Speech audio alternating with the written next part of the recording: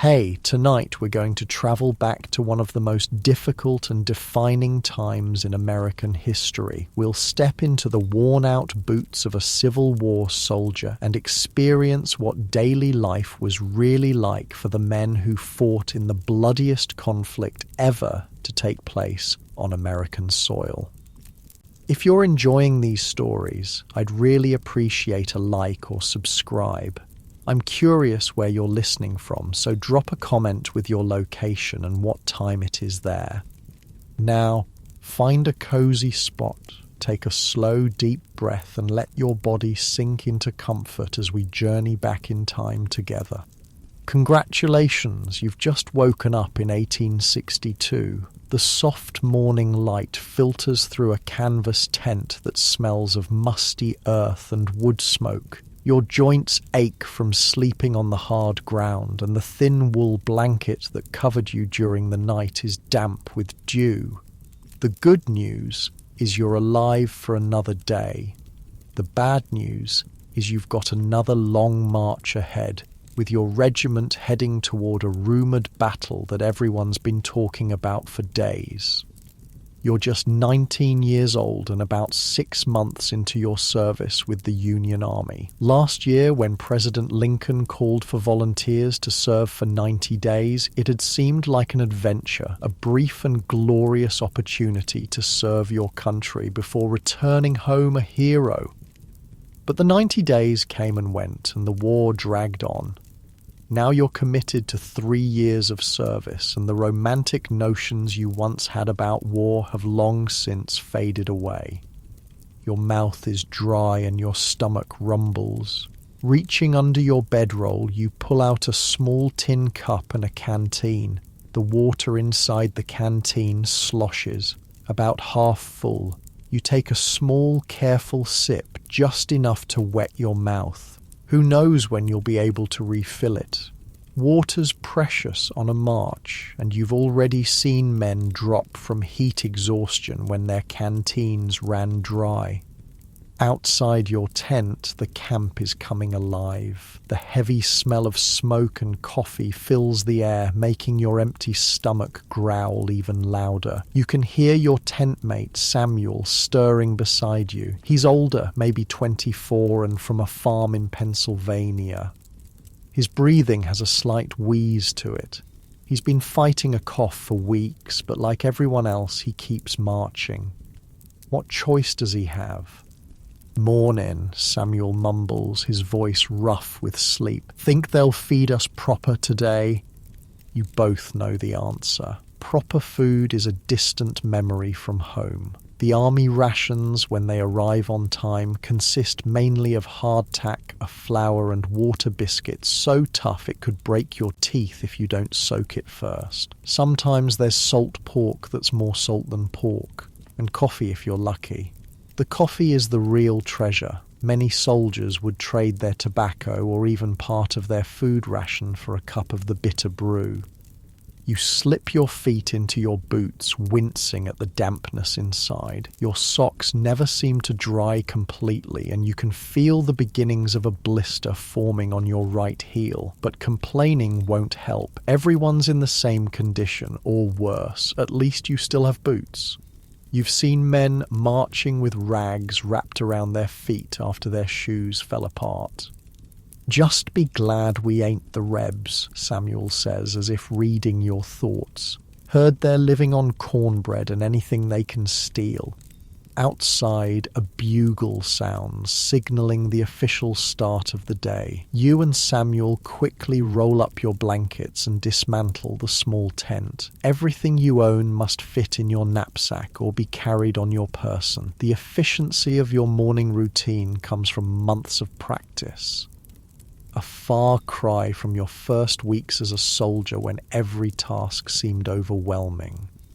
The weight of your equipment is something you've grown accustomed to, though your shoulders still ache by day's end. Your Springfield rifle musket alone weighs nearly 10 pounds. Add to that your cartridge box with 40 rounds of ammunition, a bayonet, canteen, haversack for food, a blanket, personal items, and sometimes a portion of the shared equipment like cooking tools or the tent, and you're carrying close to 40 pounds. You join the line of men gathering around the company cook fires. The company cooks, soldiers selected for the duty, are doling out coffee in tin cups and hardtack from barrels. You take your ration gratefully, dunking the rock-hard biscuit into the black coffee to soften it. The first bite reveals tiny black specks moving in the soaked hardtack, weevils. You've learned to ignore them. Protein is protein, as the veterans joke, and picking them out is a waste of precious eating time. Mail came in last night, says a freckle-faced private named Jenkins. Wilson's got letters. This news sends a ripple of excitement through the men. Letters from home are more valuable than gold out here. They're the thin threads connecting you to the world you left behind. To people who still remember you as more than just another blue uniform in an endless line of marching men. You finish your coffee quickly, hand back the tin cup, and join the small crowd gathering around Wilson, the company clerk who handles the mail. He's calling out names, and each time a letter is claimed, you see a momentary flash of joy on a dirt-streaked face. You wait, hoping, but your name isn't called. It's been 3 weeks since you've heard from home. You tell yourself the letter is just delayed, not lost. The mail system is unreliable at best. Samuel gets a letter from his wife, judging by how he carefully tucks it inside his jacket without opening it. He'll save it for tonight to read privately by firelight. Some things are too precious to share, even among men who sleep side by side and face death together. Form up! Form up! The sergeant's voice cuts through the morning chatter. We move out in 10 minutes. The camp erupts into organised chaos as hundreds of men gather their belongings and form into companies. Your company, Company K, consists of about 80 men, down from the 100 who started when you enlisted. Disease has claimed more than combat so far, with measles, dysentery and typhoid fever sweeping through the camps with ruthless efficiency. You take your place in line, standing shoulder to shoulder with men you now know better than your own brothers. There's Jenkins with his freckles and endless supply of jokes. Thompson, the former schoolteacher who carries a small copy of Shakespeare's sonnets.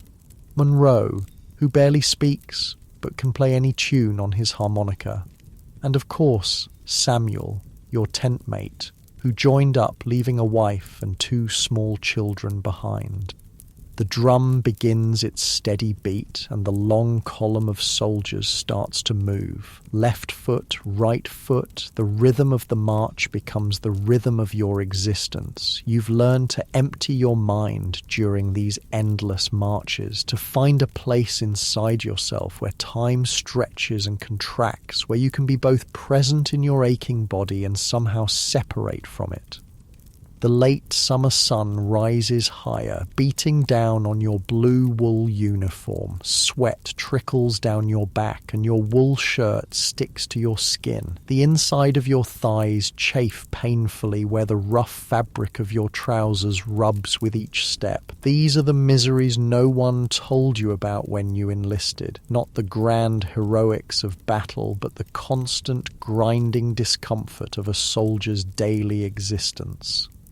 "Water discipline," the sergeant calls out as you pass a small creek. No stopping yet, though every man in the column eyes the sparkling water with longing. The officers don't want to break the marching rhythm for individual water stops. When you do stop, it will be organized with designated men filling canteens for their comrades to prevent the chaos that could occur if hundreds of thirsty soldiers rushed a water source at once. The road stretches ahead, dusty and seemingly endless. The men at the front of the column kick up dirt that settles on those behind, coating everyone and everything in a fine, gritty layer. Your mouth tastes of dust and your eyes sting. Still, you march on, left foot, right foot. By midday, the column halts for a brief rest. You sink to the ground at the side of the road, grateful for the chance to take the weight off your blistered feet. Samuel sits beside you, finally opening his letter. His face, weathered beyond his years, softens as he reads his wife's words. For a moment, he's not a soldier, but a husband, a father, a man with a life beyond this endless march. She says the corn's coming in good this year, he tells you, a smile breaking through the dust on his face. And little Mary took her first steps. The pride in his voice is palpable, but there's sadness too. A first step is something you can't get back, a moment forever lost to him. You nod, trying to share in his joy while fighting back your own homesickness. The farm in Ohio seems a lifetime away now, though it's been less than a year. You wonder how the apple trees are doing, if your mother still sets a place for you at dinner, if the girl from the neighbouring farm ever reads the awkward letter you sent before marching off to war. The rest is short, 20 minutes at most, before the drums beat again and the sergeants call for formation. You help Samuel to his feet, noticing how his cough has worsened since morning. He waves off your concern. "Just dust," he insists, though you both know it's more than that. The army doctors have little to offer for such ailments, perhaps a dose of blue mass pills that contain mercury and often make the patient worse, or a shot of whiskey to ease the discomfort temporarily. Many men prefer to suffer in silence rather than risk the cures. The afternoon march is harder than the morning. The novelty of movement has worn off, replaced by the grinding reality of sore muscles and blistered feet. The weight of your pack seems to increase with each mile. Your rifle, once a point of pride, has become just another burden. You march through small towns where civilians watch from windows and porches. Some wave or offer water, others turn away. This is Union territory, but sympathies are divided. You've seen the sidelong glances, heard the muttered comments. Not everyone believes in the cause you're fighting for, and sometimes that's harder to bear than the physical hardships. By late afternoon, rumours filter back through the column. You're stopping early today. The area ahead has good water and defensible ground. The officers anticipate reaching the battlefield within 2 days and want the men rested. This news brings both relief and apprehension. Rest is desperately needed, but it also means you're drawing closer to combat. When the order finally comes to make camp, there's an audible sigh of relief from the men. The regiment flows off the road into adjacent fields, companies directed to their designated areas by mounted officers. The routine is well established now. First, secure the area and set up defensive positions if needed. Then establish cook fires, pitch tents, and only then can men see to their personal comfort. You and Samuel work together to set up your small shelter tent, really just 2 pieces of canvas buttoned together and stretched over a horizontal pole open at both ends. It's barely large enough for 2 men to sleep under and offers minimal protection from rain, but it's better than sleeping in the open. The camp comes alive around you. Fires are built and soon the smell of cooking fills the air. Today there's a surprise. Fresh beef has arrived with the supply wagons. It's a welcome change from salt pork and hardtack. Men line up with their tin plates, faces expectant. The portion you receive is small, tough, and badly cooked, but it's still the best meal you've had in weeks. As evening falls, the mood in the camp shifts. Men gather in small groups, talking quietly, writing letters by firelight or engaging in impromptu entertainment. Thompson recites Shakespeare to an appreciative audience. Monroe plays his harmonica, the mournful notes of Home, Sweet Home, bringing unexpected tears to your eyes. Some men play cards or dice, gambling for trivial stakes, a button, an extra coffee ration, the promise of a future favor. You sit by a small fire with Samuel and Jenkins, listening to the sounds of the camp settling for the night. In the distance, pickets, sentries, watch for any sign of enemy movement, though you're still considered to be in friendly territory. The war feels both imminent and somehow distant in these quiet moments. My pa fought the British in 1812, Jenkins says, poking at the fire with a stick. Said the waiting was always worse than the fighting. Said once the shooting started, you didn't have time to be scared. Samuel nods thoughtfully. My granddaddy told stories about the revolution. Said men would soil themselves before battle, but stand firm once it began. He pauses, coughing deeply before continuing. Guess some things don't change. You've experienced this already, the cramping guts and dry mouth as you waited for your first battle to begin, then the strange, detached calm that came once you were in the thick of it. Not bravery exactly, but a narrowing of focus to the immediate tasks. Load, aim, fire. Load, aim, fire. As if your body continued on its own while your mind retreated to some safer place. They say this one's going to be big, Jenkins says quietly. Whole rebel army's supposed to be up ahead. No one responds. What is there to say? You'll march where ordered, fight when commanded, and hope to survive. Individual choice feels like a distant concept from another life. As darkness deepens, the camp grows quieter. The day's exhaustion catches up with everyone, and men retreat to their tents or simply wrap themselves in blankets beside dying fires. You and Samuel crawl into your small tent, arranging yourselves in the familiar pattern. Heads at opposite ends, to give each other slightly more room. You use your knapsack as a pillow, the hard edges digging into your cheek. Above you, through the open end of the tent, stars are visible in the clear night sky. The same stars shine over Ohio, over your family's farm. The thought brings both comfort and a sharp pang of longing. Samuel's breathing has the rattle of developing pneumonia. You've heard it before in other men, know what it likely means if left untreated. But what can you do? The regimental surgeon has hundreds of men to care for, and a cough isn't priority, not with a battle looming.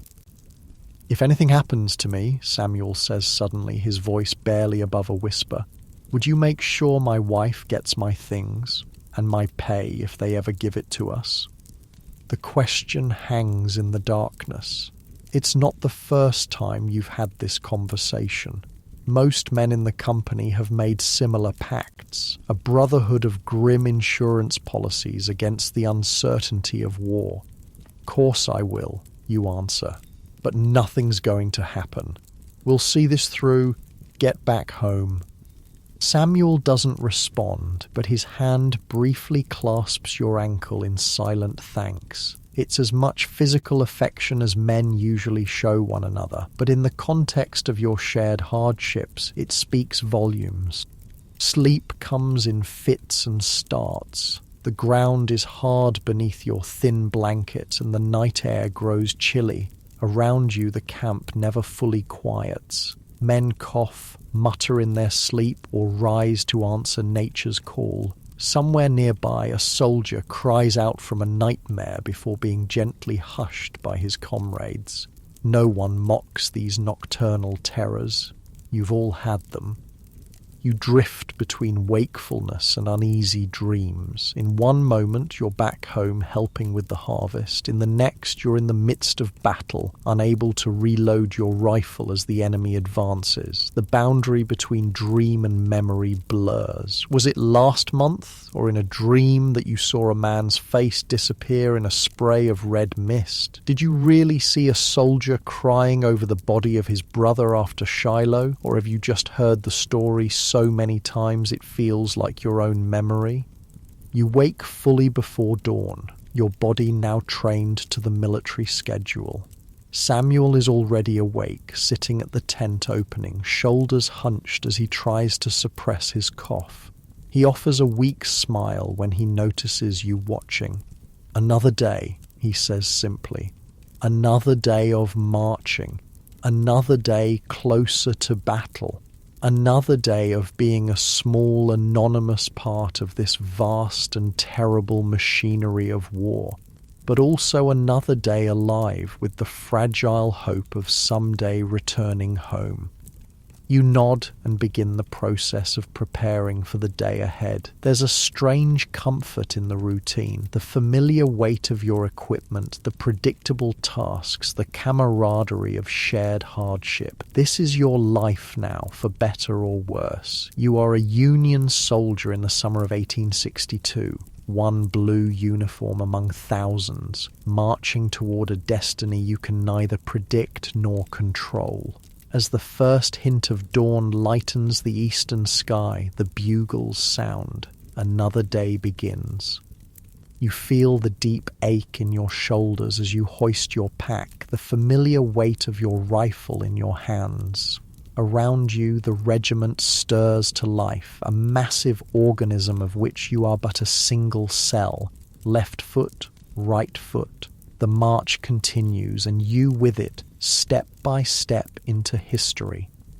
The air is thick with early morning mist as you join the company formation, the fog swirling around your ankles like ghostly hands. You find your place in line, nodding to Jenkins on your left and Thompson on your right. Samuel stands behind you, his breathing audible even amid the shuffle of hundreds of men taking position. Forward march. The command ripples down the line and the great human centipede lurches into motion. Today's march will be longer, the officers have warned, 15 miles at least, to position the regiment closer to where intelligence suggests the Confederate forces are gathering. The first hour passes in relative quiet, each man lost in his own thoughts, conserving energy for the long day ahead. The mist burns away as the sun climbs, revealing a landscape of rolling farmland interspersed with patches of forest. It's beautiful country, fertile and green. Hard to believe men will soon be killing each other across these peaceful fields. You feel a tap on your shoulder and turn slightly to see Samuel extending a small piece of hardtack. You shake your head. He needs it more than you, but he insists. You accept the offering, understanding it for what it is, not just food, but a token of brotherhood. Out here, such small kindnesses can mean the difference between despair and endurance. The column passes a small farmhouse where a woman and 3 children stand watching. The youngest, a girl no more than 4, waves shyly. You wave back, a lump forming in your throat. She reminds you of your little sister, though your sister would be older now. Time passes differently when you're away at war, as if your home exists in another world where clocks run at a different speed. By midday, the temperature has risen dramatically. The wool uniform that offered welcome warmth at dawn now feels like an instrument of torture, trapping heat against your skin. Sweat pours down your face, stinging your eyes and soaking your collar. Your canteen is half empty already, and water is becoming a constant preoccupation. During a brief rest halt, rumors sweep through the ranks. Scouts have reported Confederate cavalry just 5 miles ahead. The enemy main force is entrenched near a river crossing you'll reach by tomorrow. Artillery fire has been heard in the distance. Each rumor contradicts the last, and veterans know to treat them all with skepticism. "The first casualty of war is truth," Thompson quotes quietly, though you're not sure if it's Shakespeare or his own observation. The afternoon brings new hardships. The road narrows and turns muddy where it passes through a swampy area. Each step becomes a struggle as your boots sink ankle-deep in the muck. Men curse as they stumble or lose shoes to the hungry mud. The column stretches out, losing its cohesion as stronger men outpace those who struggle. "Keep it tight. Close it up." The sergeants move up and down the line, cajoling, threatening, occasionally helping the weakest men. Unity is survival, a lesson drilled into every soldier from his first day of training. By late afternoon, exhaustion has become your primary reality. Your world has narrowed to the few feet of muddy road before you and the endless command to place one foot in front of the other. Your shoulders scream from the weight of your pack. The rifle that once felt like a natural extension of your arm now seems made of solid lead. And yet, you march on, because everyone else is marching. Because there is nowhere else to go, because to fall behind is to be left behind, and men left behind sometimes don't catch up at all. They're found days later, robbed and killed by bushwhackers, or simply vanished into the hungry landscape of war. Samuel's cough has worsened with the day's exertion. Each hacking spasm doubles him over, yet somehow he keeps pace. You've offered to carry some of his gear, but pride won't let him accept. Instead, you silently position yourself to catch him if he falls, a contingency neither of you acknowledges aloud. Just as the sun begins to set, casting long shadows across the road, the column comes to an unexpected halt. Word passes back. The scouts have located a Confederate patrol less than a mile ahead. The regiment is deploying into defensive positions for the night, preparing for possible contact by morning. There's a new urgency in the officers' commands as companies are directed off the road into adjacent fields and woodlots. Your company is assigned to picket duty at the edge of a small forest, watching the approach from the north. It means no proper camp tonight. No fires, and heightened vigilance until dawn. You and Samuel find a position behind a fallen log that offers some concealment and protection. Neither of you speaks of the possibility of combat tomorrow. Instead, you share the last of your hardtack and a precious sip of water, then check your weapons with practiced hands. Your Springfield rifle is loaded with a mini-A ball, a deadly conical bullet that expands on impact, creating devastating wounds. You touch the percussion cap that will ignite the powder when you pull the trigger, ensuring it's properly seated. Night falls completely, bringing a profound darkness broken only by the faint light of stars. No moon tonight, good for concealment, bad for seeing approaching enemies. The forest around you comes alive with nocturnal sounds, the rustle of small animals, the call of a distant owl, the whisper of wind through leaves. Every sound makes you tense, your senses heightened by the knowledge that danger may be near. Time stretches in the darkness. You're assigned the first watch while Samuel tries to rest, though his coughing makes real sleep impossible. You strain your eyes into the blackness beyond your position, seeing shapes move that aren't really there. The mind plays tricks in such situations, conjuring enemies from shadows. "Do you ever wonder what they're thinking?" Samuel whispers during a quiet moment. "The Rebs, I mean. Do you think they're sitting in the dark just like us, missing home and wondering why they're here?" The question catches you off guard. You've been trained to see the enemy as just that, an enemy, not men with hopes and fears like your own. But in the intimate darkness, such thoughts seem less traitorous. I expect so, you answer slowly. Most of them are just farm boys like us, got caught up in something bigger than themselves. Samuel is quiet for a long moment. My wife's cousin joined the Confederate Army. Good man, used to come for Christmas dinner every year. His voice holds wonder at the strange twists of fate that might soon have him aiming his rifle at someone he once shared a table with.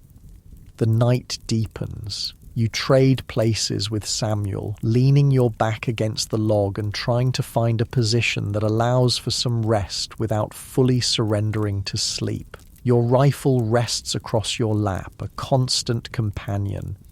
Despite your best efforts, exhaustion eventually pulls you into a shallow sleep filled with fragmented dreams. You're back on your family's farm, the wheat fields golden in summer sun. Then suddenly the wheat is on fire, and the sound of the flames becomes the sound of gunfire. You're running, but your legs won't move properly. Someone is calling your name. Wake up! Samuel's urgent whisper brings you instantly alert. Listen. You strain your ears and hear it, the faint but unmistakable sound of horses moving slowly through the forest to your left. Not your own cavalry, they'd be coming from behind your position. These must be Confederate scouts probing the Union line. Samuel has already quietly shifted into a firing position, his rifle aimed toward the sounds. You follow suit, heart pounding so loudly you fear it might give away your position. The horses sound closer now, though still invisible in the darkness. You estimate there are 3 or 4 riders moving cautiously. A twig snaps, startlingly loud in the night silence. The horses stop. You hold your breath, finger resting lightly on your trigger. One squeeze and you'd announce your position to every Confederate within earshot. Better to let them pass if possible. Report their movement once they're gone. Minutes pass in frozen silence.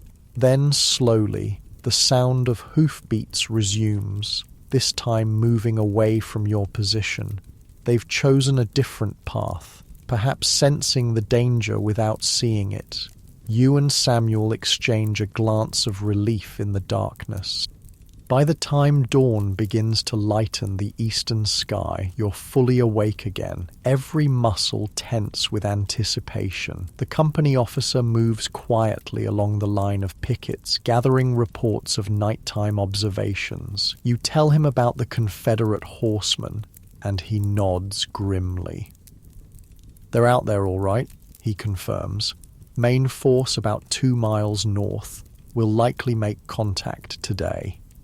The regiment forms up as the sun rises, not in marching column this time, but in battle formation. Companies arrange themselves by the book, creating a blue line 2 ranks deep that stretches across the open field. Officers on horseback position themselves behind the line, while skirmishers, men selected for their marksmanship and initiative, deploy ahead to make first contact and screen the regiment's advance.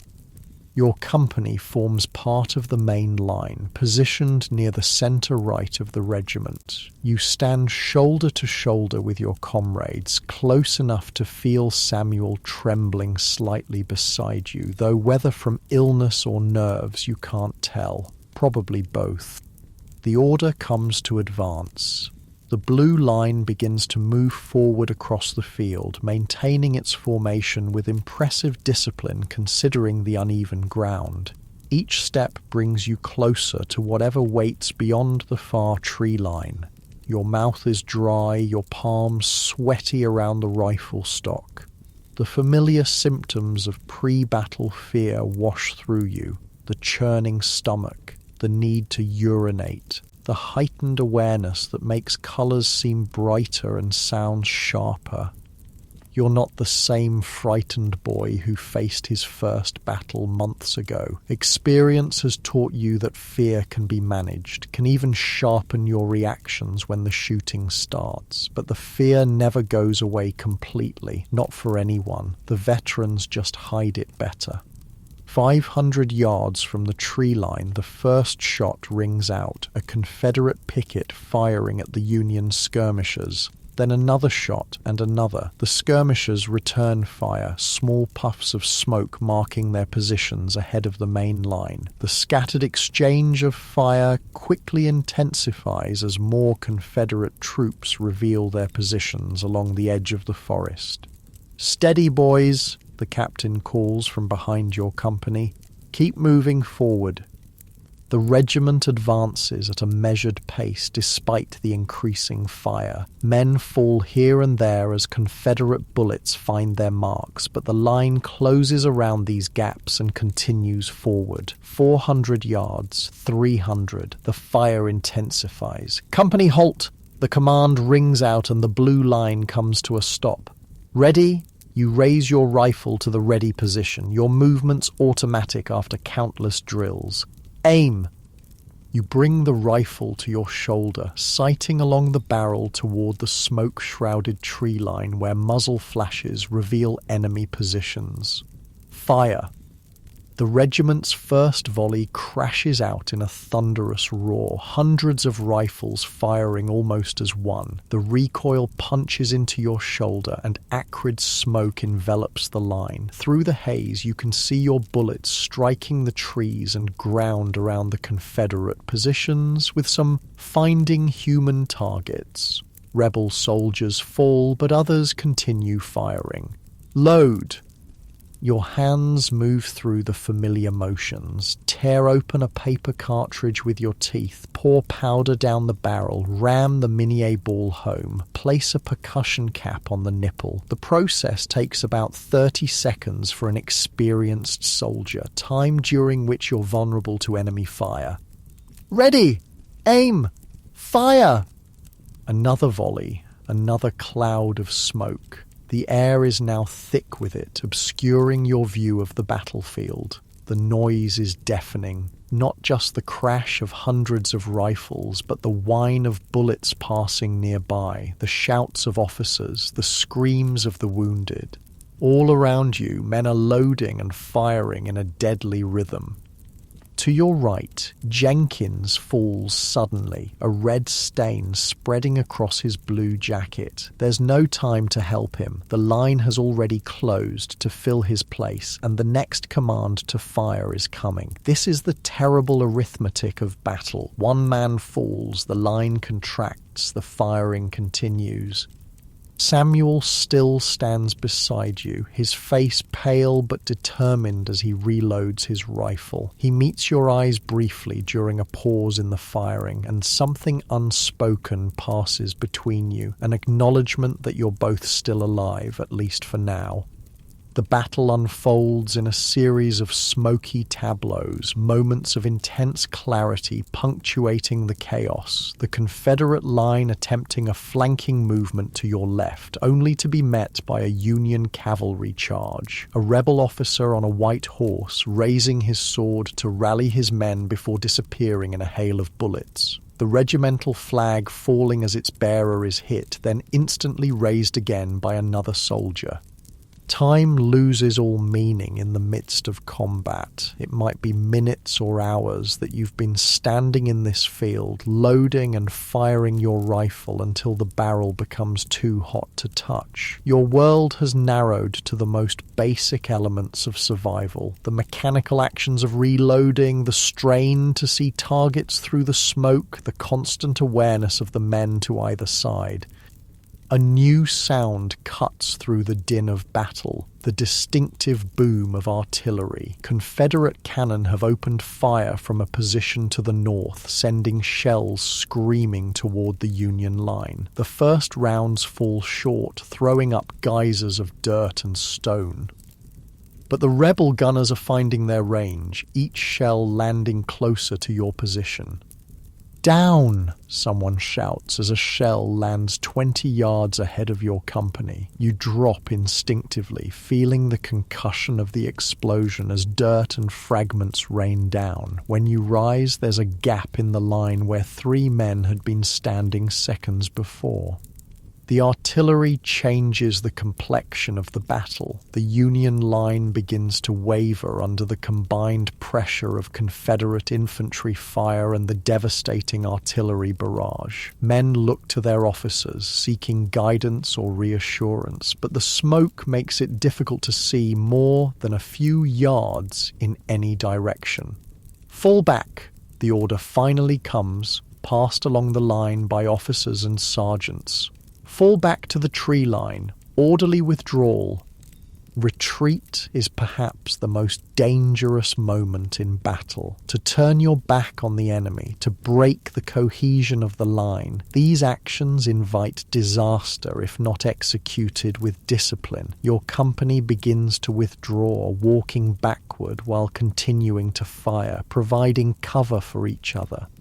You help Samuel, who stumbles as a shell explodes nearby, nearly knocking him off his feet. His face is grey with exhaustion and illness, but he keeps moving, keeps fighting. Together you make it to the relative shelter of the forest edge, where the regiment begins to reform its line among the trees. The battle continues until dusk, a stalemate of attack and counterattack across the contested field. By nightfall, both sides withdraw to lick their wounds and prepare for the next day's fighting. The cost has been high. Your company alone has lost 12 men killed or wounded, including Jenkins and Thompson. In the makeshift field hospital behind the Union line, surgeons work by lamplight, their aprons dark with blood as they treat the wounded. The sound of sawing reaches your ears, amputations being performed on men with shattered limbs. The lucky ones get chloroform or ether before the blade touches them. Some get only a shot of whiskey and a leather strap to bite down on. You and Samuel sit silently at the edge of the camp, too exhausted to speak, too wired from combat to sleep. Tomorrow will bring more of the same, another test of courage, skill, and simple luck. For now, you clean your rifle, check your remaining ammunition, and watch the stars emerge above the battlefield. The same stars that shine over Ohio and Pennsylvania, over the homes you both dream of seeing again. This is the reality of a Civil War soldier's life. Long periods of boredom and hardship punctuated by moments of absolute terror. Not the glorious adventure promised by recruitment posters, but a grinding test of endurance where survival itself is victory. And you're one of the lucky ones. You're still alive, still able to fight, still holding on to the hope of someday returning home. As you finally stretch out on the hard ground, rifle at your side, you wonder what tomorrow will bring. More marching, more fighting. You've learned not to look too far ahead. In war, the future extends only as far as the next sunrise. For now, it's enough to have survived another day in the life of a Civil War soldier. You wake with a start, momentarily disoriented. The ground beneath you is damp and a fine mist hangs in the early morning air. Around you, men are stirring, their movements slow and stiff after sleeping on the cold earth. Yesterday's battle feels both impossibly distant and terrifyingly immediate, like a nightmare you can't quite shake off. Samuel lies beside you, his breathing shallow and rapid. His cough has worsened overnight, and a sheen of sweat covers his forehead despite the morning chill. You place a hand on his shoulder, feeling the heat radiating through his damp uniform. "I'm fine," he mutters before you can speak, pushing himself up to a sitting position with visible effort. "Just need to get moving." You both know he's not fine. The combination of pneumonia and exhaustion from yesterday's battle has pushed him to his limits. But what choice does he have? The regiment is preparing to move out, and any man who can't keep up will be left behind at a field hospital. places, soldiers have learned to fear almost as much as the battlefield itself. The regimental surgeon, Dr. Morris, moves through the camp checking on the wounded who weren't evacuated yesterday. He's a grim-faced man in his 40s with bloodstains permanently embedded in the creases of his hands. When he reaches Samuel, he listens to his chest with a stethoscope, his expression revealing nothing. Pneumonia, he confirms, though you all knew this already. Should be in hospital. Samuel shakes his head firmly. I can march, Doc. Just give me something for the cough. The doctor sighs. He's had this conversation countless times before. From his bag, he produces a small bottle of dark liquid. Laudanum, he explains, handing it to Samuel. Take a few drops when the cough gets bad. Not too much. It's addictive stuff. He moves on to the next patient without further discussion, aware that dozens more need his attention before the regiment moves out. Laudanum, a tincture of opium mixed with alcohol. You've seen men become dependent on it, their eyes glazed and movements sluggish, but still they beg the doctors for more. It's effective, though, one of the few truly effective medications available to Civil War doctors. The camp bustles with pre-march activity. Men roll their blankets, pack knapsacks, and form into companies. The wounded from yesterday's battle have been moved to a field hospital set up in a nearby church. Those who can't be moved are placed in farm wagons to travel with the regiment until they reach a more permanent medical facility. Today's objective is unclear. Rumours contradict each other as usual. Some say you're marching to join a larger force preparing for a major offensive. Others insist you're withdrawing to more defensible positions. The enlisted men rarely know the big picture. Your world has shrunk to the immediate concerns of your company and regiment. Breakfast is coffee and hardtack again. The biscuit's so hard you need to soak it in your coffee to make it edible. The coffee itself is a precious commodity. Many men would rather go without food than miss their morning cup. It's one of the small comforts that makes the hardships bearable. As you eat, you take stock of your company. The losses from yesterday are evident in the gaps in the ranks. Jenkins is gone, likely dead, though you never saw what happened to him after he fell. Thompson is in the field hospital with a bullet wound to his shoulder. He might survive if infection doesn't set in. Monroe sits nearby, quietly playing his harmonica, the mournful tune at odds with the bustling camp around him. Mail call before we move out, announces Wilson, the company clerk. A cheer goes up from the men. Mail is the closest thing to home any of you have out here. This time your name is called. The letter is from your mother, dated 3 weeks ago. You tuck it inside your jacket to read later, saving it like a precious gift to be unwrapped at the right moment. Samuel gets nothing this time, but he doesn't seem to notice, his attention focused on simply remaining upright. The regiment forms up, companies falling into their assigned places in the column. Your captain, a young West Point graduate named Harrington, walks the line inspecting his men. He pauses briefly before Samuel, noting his flushed face and laboured breathing. "Private Matthews, are you fit to march?" he asks, his voice neutral. Samuel straightens as much as he can. "Yes, sir." The captain holds his gaze for a moment longer, then nods once. "Stay toward the rear of the company. If you fall behind, report to the surgeon's wagon. It's as much accommodation as can be expected in these circumstances." The drums begin their familiar beat, and the column lurches into motion. Today's march is slower, more deliberate than yesterday's. The battle has changed the regiment's mood. Gone is the nervous anticipation, replaced by a somber awareness of what likely awaits at the day's end. The landscape you pass through bears the scars of war. Fences have been torn down to provide firewood for countless campfires. Fields that should be heavy with crops lie untended, their owners fled or pressed into military service. Occasionally you pass farmhouses where hollow-eyed women and children watch silently as the blue column snakes past their property. In one dooryard, a young woman stands with a bucket of water and a dipper, offering drinks to passing soldiers. Such acts of kindness from civilians are rare treasures. When your company reaches her, you accept a dipper of cool water with heartfelt thanks. She nods silently, her face showing the strain of living in this war-torn region. How many columns of soldiers, blue and grey, have passed her home? How many times has she watched young men march away, knowing many won't return? By midday, the temperature rises uncomfortably. Sweat soaks through your wool uniform and your feet slide painfully in your damp boots. The column halts briefly near a small stream, allowing men to refill canteens under the watchful eyes of sergeants who ensure no one lingers too long in the cool water.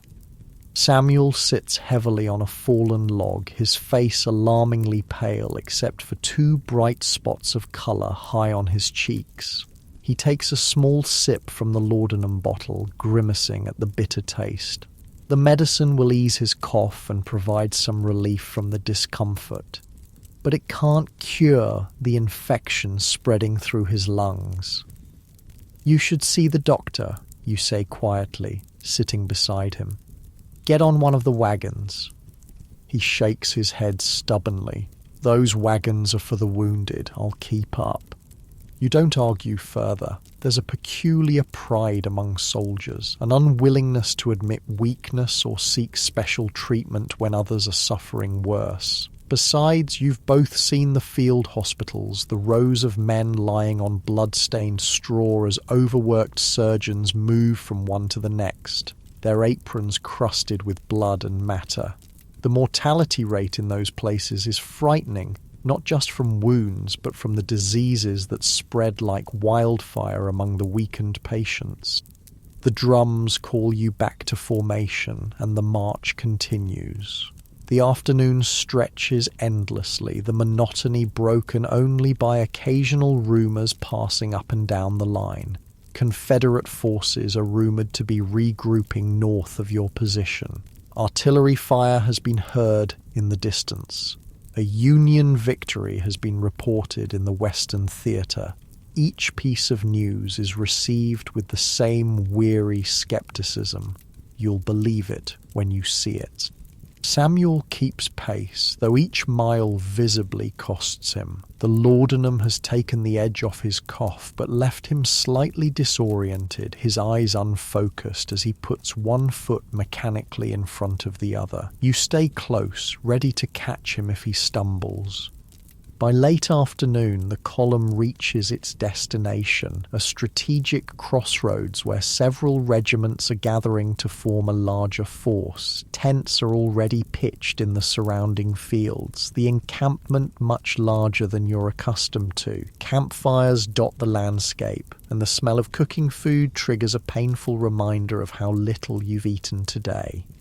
Your company is assigned a position on the eastern edge of the encampment. As tents are pitched and fires built, rumours fly about the purpose of this gathering of forces. The most persistent is that a major engagement is planned for the day after tomorrow, a full-scale assault on Confederate positions 10 miles north.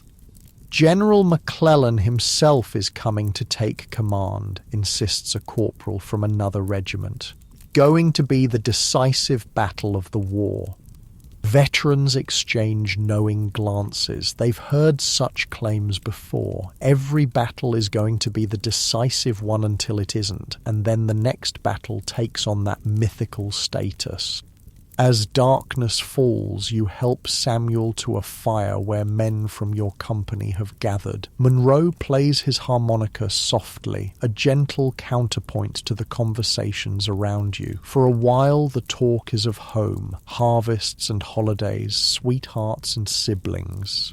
These conversations are both comfort and torture, a reminder of all that waits beyond this world of mud and blood. "My oldest boy would be 12 now," says Reynolds, a weathered farmer from western Pennsylvania, old enough to help with the ploughing. Wife says in her letters that he's doing a man's work on the farm. Pride and sadness mingle in his voice, pride in his son's strength, sadness at missing these years of his childhood. "My girl's getting married this summer," adds Miller, a shoe cobbler before the war, "to her second choice since I was her first." The men laugh, but there's a bitterness beneath the humour. How many engagements have been broken by this long separation? How many soldiers will return home to find their places taken by those who didn't march away? Samuel sits quietly, occasionally sipping from his canteen, the laudanum having dulled both his physical pain and his connection to the conversation around him. You notice how the other men glance at him with concern but say nothing. This too is part of the Brotherhood of Soldiers, the shared understanding of when to offer help and when to preserve a man's dignity through silence. As the evening deepens, you finally find a moment to read your mother's letter. The paper is thin, the handwriting familiar and comforting. She writes of home, the apple trees blooming, the new calf born to the old cow, the church social where everyone asked after you. Between the lines of cheerful domestic news, you can read her worry, her desperate hope for your safe return. She mentions that the girl from the neighbouring farm, Emma, has been asking about you. This detail makes your heart beat a little faster. Before leaving, you'd barely had the courage to speak to Emma beyond polite greetings at church. The thought that she might think of you now, might even wait for your return, offers a fragile hope for a future beyond this war. The letter ends with a pressed flower, a violet from the patch beside the farmhouse door. The delicate purple blossom seems impossibly out of place here among the dirt and sweat of the military camp. You carefully place it back in the envelope, a talisman of home to carry with you. Night brings a cooler temperature and the relative luxury of a properly established camp. Tents are pitched in orderly rows, latrines dug at the appropriate distance, and guards posted at regular intervals. After weeks of hasty overnight stops during marches, this feels almost civilized. You and Samuel prepare for sleep, arranging your bedrolls inside the small tent. His condition has worsened throughout the evening, his breathing becoming more laboured, his skin hot to the touch. The laudanum bottle is nearly empty now. You need to see the doctor in the morning, you insist, no longer willing to respect his stubborn pride. This isn't getting better on its own. He nods weakly, perhaps too exhausted to argue further. If I'm not better by morning, he concedes, then falls into a restless sleep, punctuated by coughing fits that rack his entire body. You lie awake longer, listening to the sounds of the camp settling for the night. Someone in a nearby tent snores loudly. Sentries call to each other as they change watch. From a distant part of the encampment comes the sound of men singing "Home, Sweet Home," the melody carrying clearly in the night air. You find yourself humming along, the familiar tune bringing a lump to your throat. Sleep comes eventually, though it's light and broken. Your dreams are a confused mixture of home and war. You're ploughing the north field on your family's farm, but the furrows fill with blood behind you. You're sitting in church beside Emma, but the hymns become screams of wounded men. You're watching Samuel cough blood into a handkerchief that transforms into a Confederate flag. You wake before dawn to find Samuel's condition dramatically worsened. His breathing is shallow and rapid, his face flushed with fever, his nightshirt soaked with sweat. When you touch his shoulder, his eyes open, but they're glazed and unfocused. "Sarah?" he mumbles, clearly delirious. "Is that you?" Sarah, his wife's name. Your stomach clenches with fear. "This is bad, very bad." "It's me," you say gently. "I'm going to get the doctor." You hurry through the pre-dawn darkness to the surgeon's tent, praying that Dr. Morris hasn't been called elsewhere. To your relief, he's there, already awake and preparing his instruments for the day ahead. When you explain Samuel's condition, he nods grimly and follows you back to your tent. The examination is brief but thorough. Dr. Morris listens to Samuel's chest, feels his pulse, and checks his temperature. His expression tells you everything before he speaks. "Pneumonia, advanced stage," he confirms. He needs to be evacuated to a general hospital immediately. Within the hour, Samuel is loaded onto an ambulance wagon along with several other seriously ill soldiers. The two-wheeled vehicle is designed to transport wounded men as gently as possible over rough terrain, but it still looks painfully inadequate for the journey ahead. "I'll write to Sarah," you promise as they prepare to depart. "Let her know where you're being sent." Samuel nods weakly, momentarily lucid. "My things," he manages. "If I don't—" "You will," you interrupt firmly. "You'll be back with the company before you know it." Both of you understand this for the well-intentioned lie it is. Pneumonia kills more soldiers than bullets do, and Samuel's case is severe. The ambulance wagon pulls away, joining a small convoy headed for the nearest large town where a proper hospital has been established. You watch until it disappears from view, wondering if you'll ever see your friend again.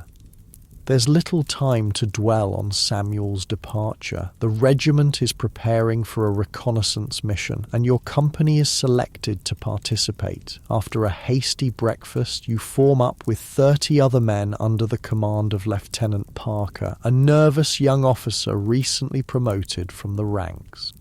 The mission is straightforward but dangerous. Advance 3 miles toward the reported Confederate positions, observe their strength and disposition, and return with the information. No engagement unless absolutely necessary. Speed and stealth are essential. Your company moves out in skirmish formation, each man about 5 yards from the next, creating a wide but thin line that can respond quickly to enemy contact. The morning mist provides some concealment as you advance through woods and across small clearings, every sense alert for signs of Confederate pickets or patrols.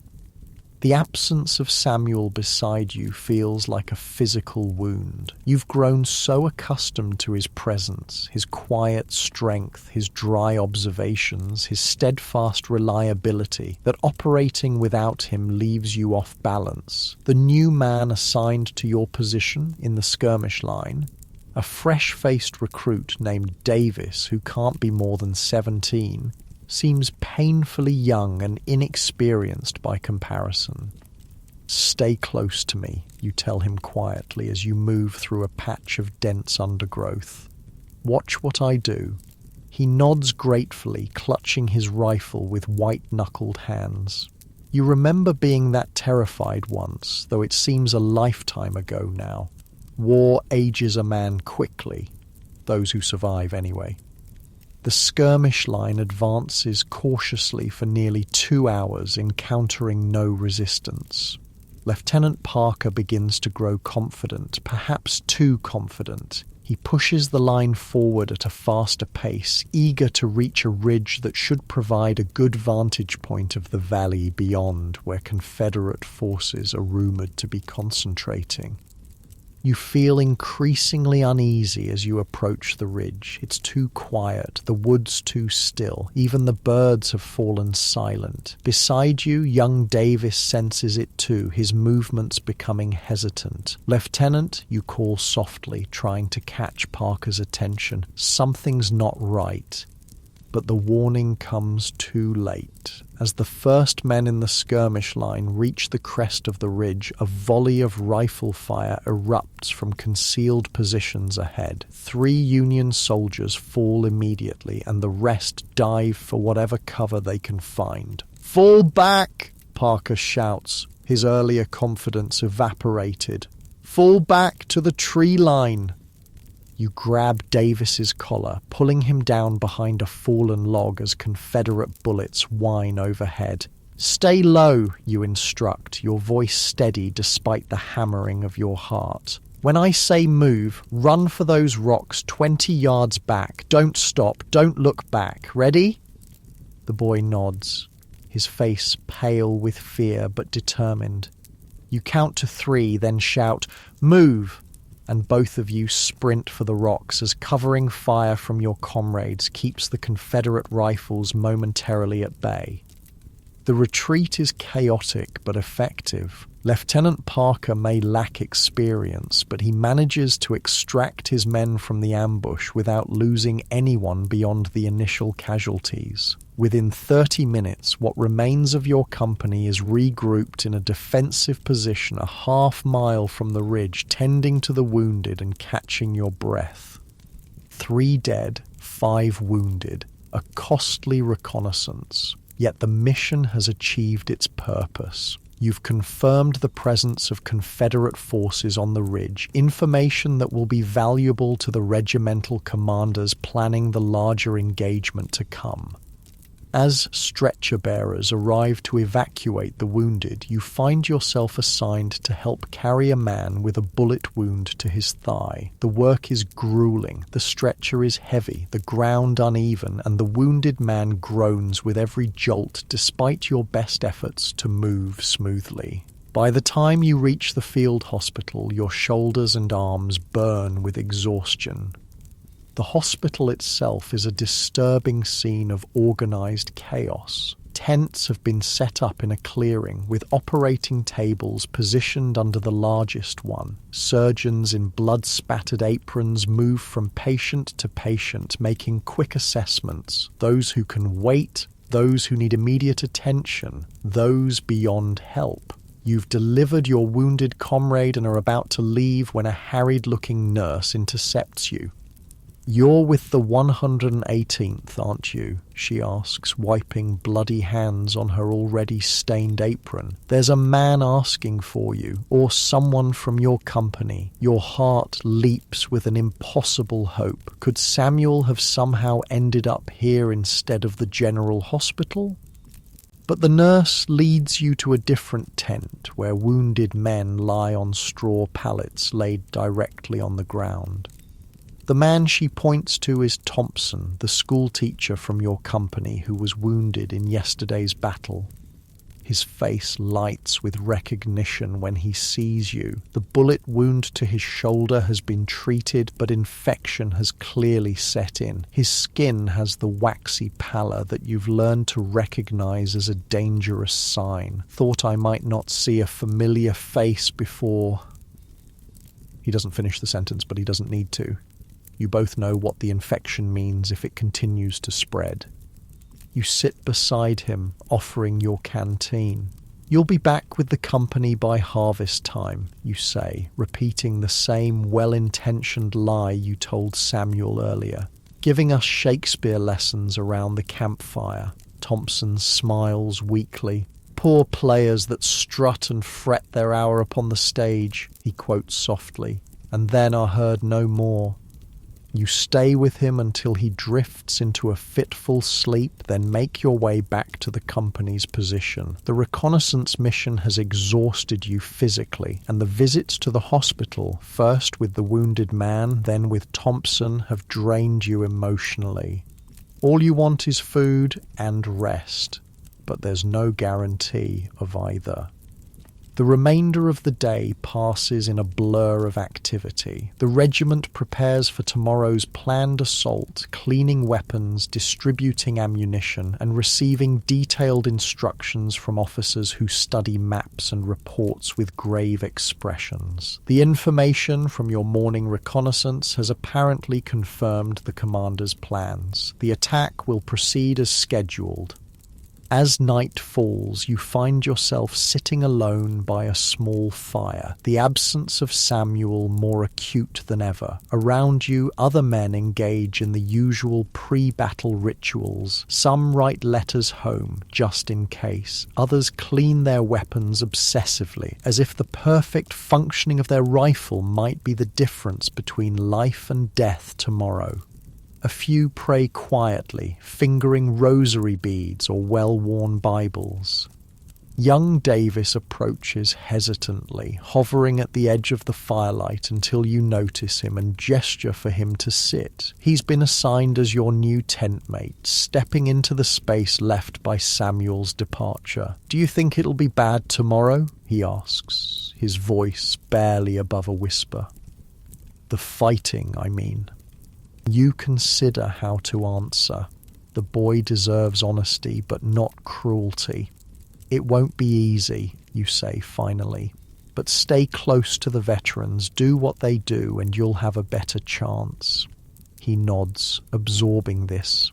Then, after a moment, "I've never killed anyone before." The simple statement hangs in the air between you. You remember your own first battle, the strange disconnect between training to kill and actually doing it. The way time seemed to slow when you saw through your rifle's sights a Confederate soldier no older than yourself. His face visible for just an instant before you pulled the trigger. "When it happens," you say carefully, "you won't have time to think about it. You'll just act. The thinking comes later." Davis seems to accept this, though his expression remains troubled. He's at the beginning of a journey you're already well into, the transformation from civilian to soldier, with all the moral complexity that entails. As the camp quiets for the night, you lie in your tent listening to Davis's even breathing. He's fallen asleep with the exhaustion of youth, despite the danger that awaits tomorrow. You envy him that ability, even as you worry for his survival. Your own thoughts are too turbulent for easy sleep. You think of Samuel, hopefully receiving proper care in a general hospital, though the conditions in those places are often little better than the field hospitals. You think of Thompson, fighting infection that might well claim his life before the week is out. You think of Jenkins and the others who fell in yesterday's battle, their bodies already buried in hasty graves marked with wooden boards if they're lucky, unmarked if they're not. And you think of home, the farm in Ohio, your parents and siblings, the possibility of Emma waiting. It seems impossibly distant now, a dream from another life. Tomorrow's battle could end your chance of ever seeing it again, or it could be just another day in this seemingly endless war. One more test of endurance and luck to survive before the next challenge arises. Eventually, exhaustion overcomes even these racing thoughts and you slip into sleep. Your last conscious awareness is of clutching the letter from home, still in your pocket like a talisman against the dangers that tomorrow will bring. The dawn arrives with a thin, watery light filtering through a layer of fog that clings to the ground like a burial shroud. You wake instantly, your body trained by months of military routine to transition from sleep to full alertness without the luxury of gradual awakening. Beside you, Davis still sleeps, his young face relaxed and vulnerable in a way it never is during waking hours. Today is the day of the planned assault. The knowledge sits in your stomach like a lead weight, making the hardtack and coffee breakfast even less appetizing than usual. Around the camp, men prepare with quiet efficiency, checking weapons, securing equipment, exchanging few words. Veterans know that talking too much before battle only feeds the fear. Better to focus on tangible tasks and keep the mind occupied. You wake Davis with a gentle shake. "Time to get ready," you tell him, keeping your voice matter-of-fact to help calm his obvious nervousness. "Check your ammunition and make sure your canteen is full." The boy nods, fumbling slightly as he begins his preparations. You notice his hands trembling as he counts his percussion caps, but you pretend not to see. Everyone handles pre-battle nerves differently, and drawing attention to his fear would only make it worse.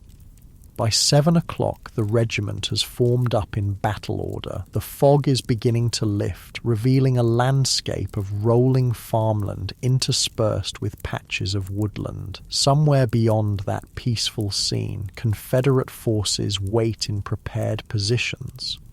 The ridge where your reconnaissance patrol encountered resistance yesterday is clearly visible about a mile distant, likely just the first of several defensive lines you'll need to overcome. Captain Harrington moves along the company line, his face composed but serious. Unlike some officers who lead from the rear, Harrington always positions himself at the front of his men during an advance. It's earned him their respect, though many wonder privately how long such a practice can continue before the statistical inevitability of a bullet finds him. "Men of Company K," he says, his voice carrying clearly in the morning stillness. "Today we advance against a determined enemy. Remember your training. Stay in formation. Support each other. The 118th has never failed in its duty, and we will not start today." It's a simple speech, free of the flowery patriotism that marked the early days of the war. 2 years of bloody conflict have stripped away such rhetoric, leaving only the essential truth. Your survival depends on the men beside you, and theirs on you. The regimental colonel rides up, accompanied by his staff. Unlike Harrington, Colonel Jennings is a political appointee with limited military experience, though he's learned quickly under fire. He confers briefly with the company commanders, then takes position at the head of the regiment. "Forward, march!" The order passes down the line, and the regiment begins to advance across the open ground toward the distant ridge. Other regiments move on your flanks, part of a coordinated assault involving thousands of men across a mile-wide front. In the distance, Union artillery opens fire, sending shells arching over your heads toward the Confederate positions.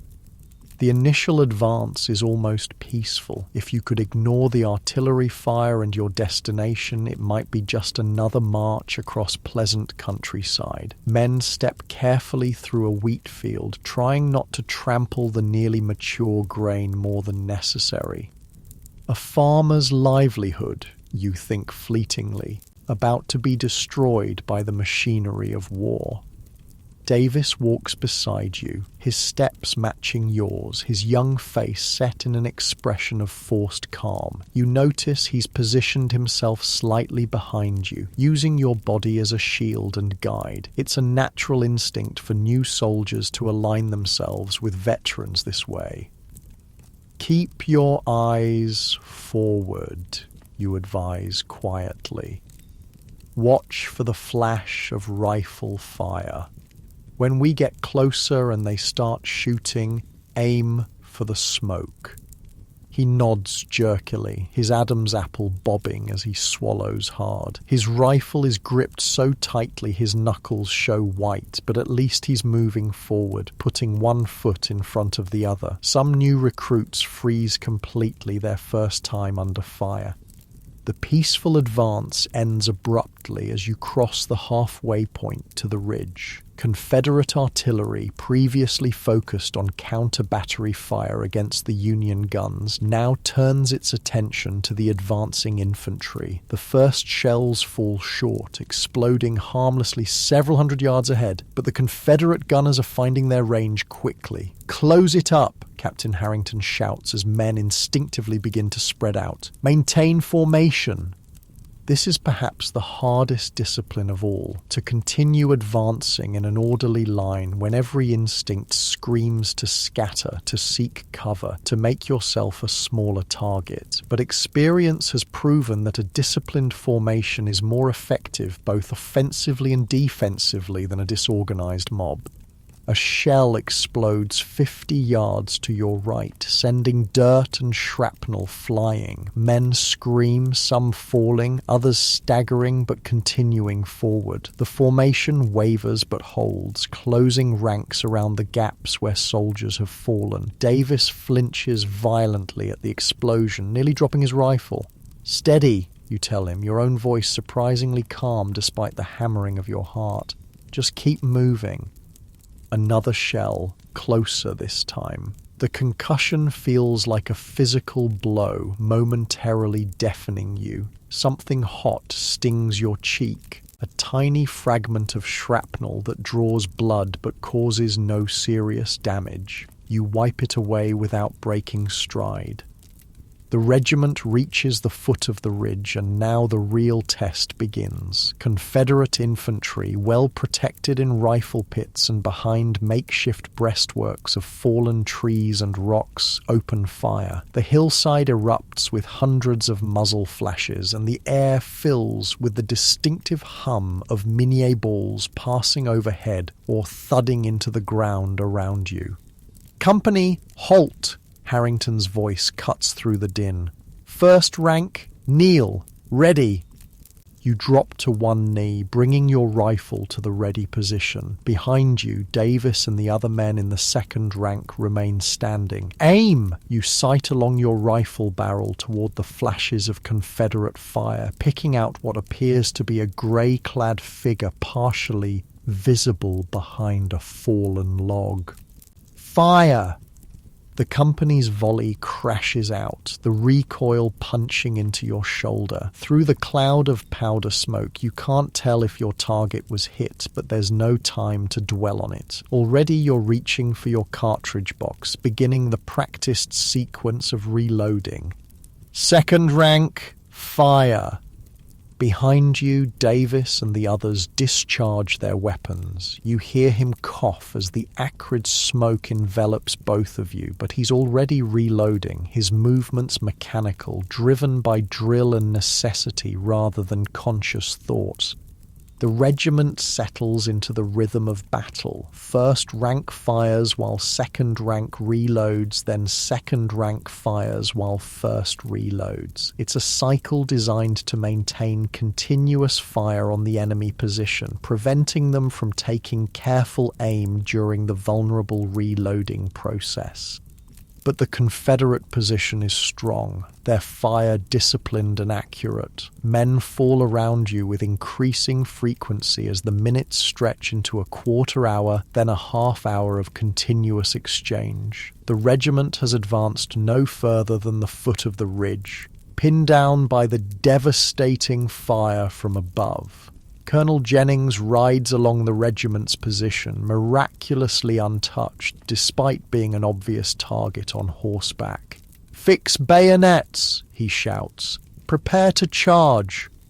A collective tension ripples through the ranks. The bayonet charge, a tactic from an earlier era of warfare rendered increasingly obsolete by the improved range and accuracy of rifled muskets, yet still employed when firepower alone cannot dislodge an entrenched enemy.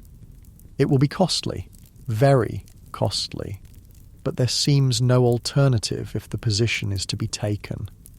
You affix your bayonet with practiced movements, the 17-inch blade transforming your rifle into a deadly spear. Beside you, Davis fumbles with his bayonet, his hands shaking so badly he can barely attach it to his rifle barrel. Without a word, you reach over and help him secure it, meeting his terrified eyes with what you hope is a reassuring nod. "Regiment!" Colonel Jennings's voice carries over the din of battle. "Charge bayonets!" You rise to your feet, bringing your rifle to the prescribed position for the charge, bayonet at chest level, slightly angled upward. Forward, the regiment surges up the slope, no longer firing but moving as quickly as possible to close the distance to the Confederate line. The enemy fire intensifies, seemingly impossible but true, as every Confederate rifle focuses on the advancing blue wave. Men fall with every step, some crying out, others dropping silently, but the formation continues forward, closing ranks, maintaining the momentum of the charge. You're running now, breathing hard, aware of Davis still beside you, though you dare not take your eyes from the objective ahead. The world narrows to a tunnel of pure sensation, the pounding of your heart, the burning in your lungs, the weight of the rifle in your hands. Fear is present but distant, overwhelmed by the body's focus on immediate survival and the mind's retreat from the horror unfolding around you. 20 yards from the Confederate line, their fire begins to slacken as some defenders break and run rather than face the wall of bayonets advancing toward them. Others stand firm, firing one last desperate volley before dropping their rifles to draw pistols or their own bayonets for the imminent hand-to-hand combat. The two lines collide with a sound unlike anything in civilian life, a terrible crash of bodies, weapons, and voices raised in the primal screams of men fighting at the most basic level of human conflict. Your bayonet meets resistance, a Confederate soldier rising from behind a log, his own bayonet thrust toward you. You parry instinctively, driving your blade into his shoulder rather than his chest. He falls back with a cry of pain, his weapon dropping from suddenly nerveless fingers. You could finish him, a downward thrust would end his life, but some vestige of humanity stays your hand. Instead, you move past him toward the next defender, aware that such mercy might cost your own life if he recovers his weapon. Around you, the fight becomes a chaotic melee. The ordered formations of both sides have disintegrated into individual combats and small groups struggling for survival and advantage. Captain Harrington is down, clutching a bloody thigh but still shouting orders. Colonel Jennings's horse has been shot from under him, but the officer has drawn his sword and continues to lead on foot. Davis is still with you, his bayonet bloodied, though his face shows the shock of someone who has killed for the first time and can't quite believe what he's done. There's no time to comfort or counsel him. Another Confederate soldier appears before you, this one aiming a revolver at your chest. You react without conscious thought, lunging forward with your bayonet. The blade enters just below his ribs, and you feel a terrible resistance followed by yielding as it penetrates vital organs. His revolver fires, but the bullet goes wild as he falls. You wrench your bayonet free, trying not to look at his face as he collapses. This is the reality of combat that no drill or training can truly prepare you for. The intimate violence of killing and the knowledge that the enemy is not a faceless abstraction, but a man as real as yourself, with hopes and fears and people waiting for his return.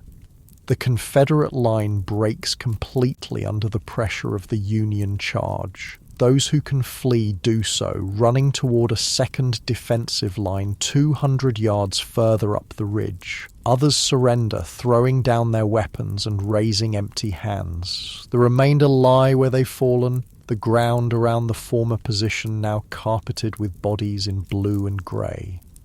A momentary silence falls as the immediate fighting ends, broken only by the moans of the wounded and the continued sound of battle from other parts of the field where the engagement continues.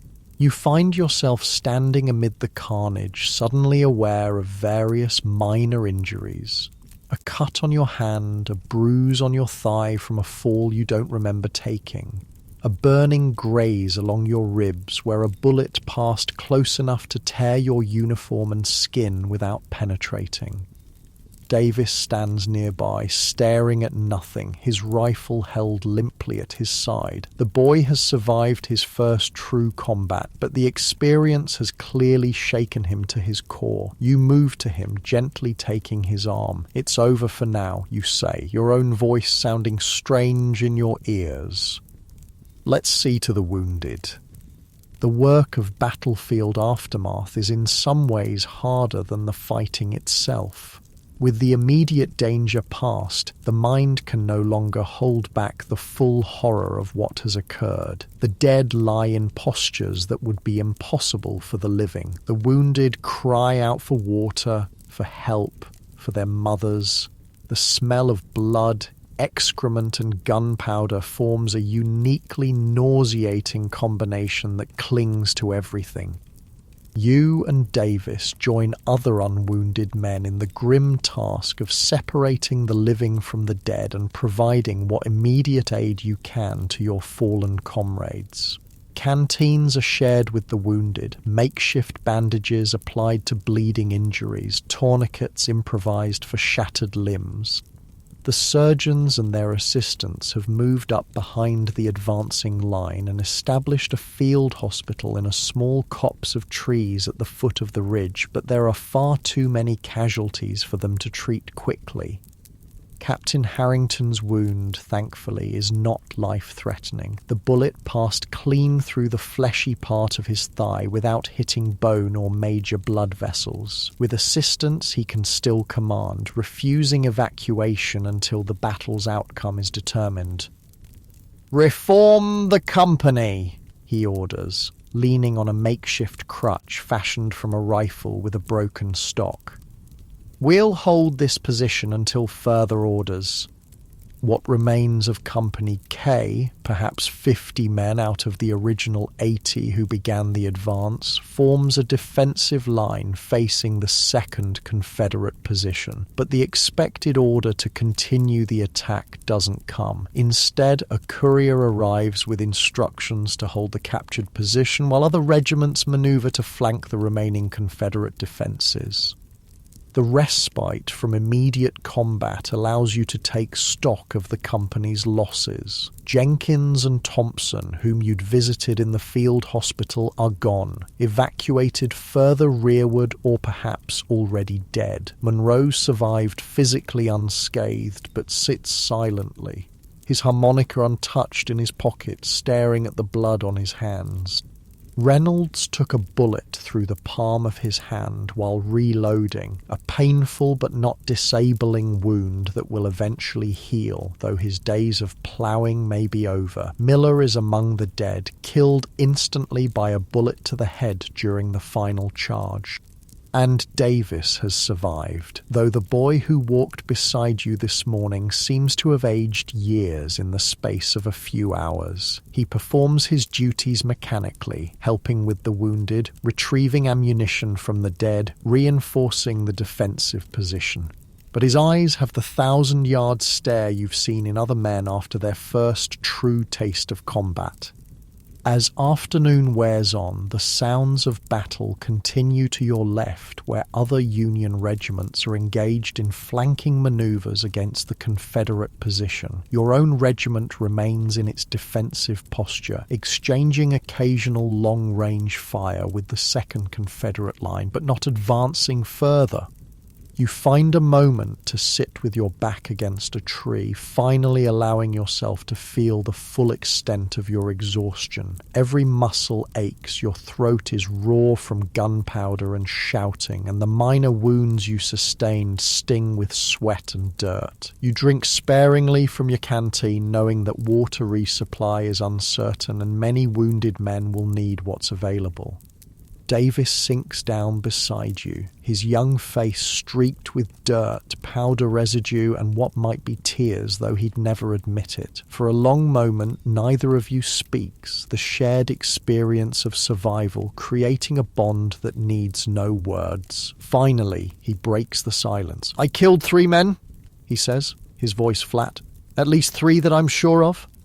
You nod. understanding what lies beneath the simple statement, not pride or boasting, but a kind of bewildered recognition of having crossed a threshold from which there is no return. "Does it get easier?" he asks after another silence. You consider lying, offering the comfort of false hope, but he deserves better than that. "Not easier," you say carefully. "You just learn to carry it differently." He seems to accept this, nodding slightly before lapsing back into silence.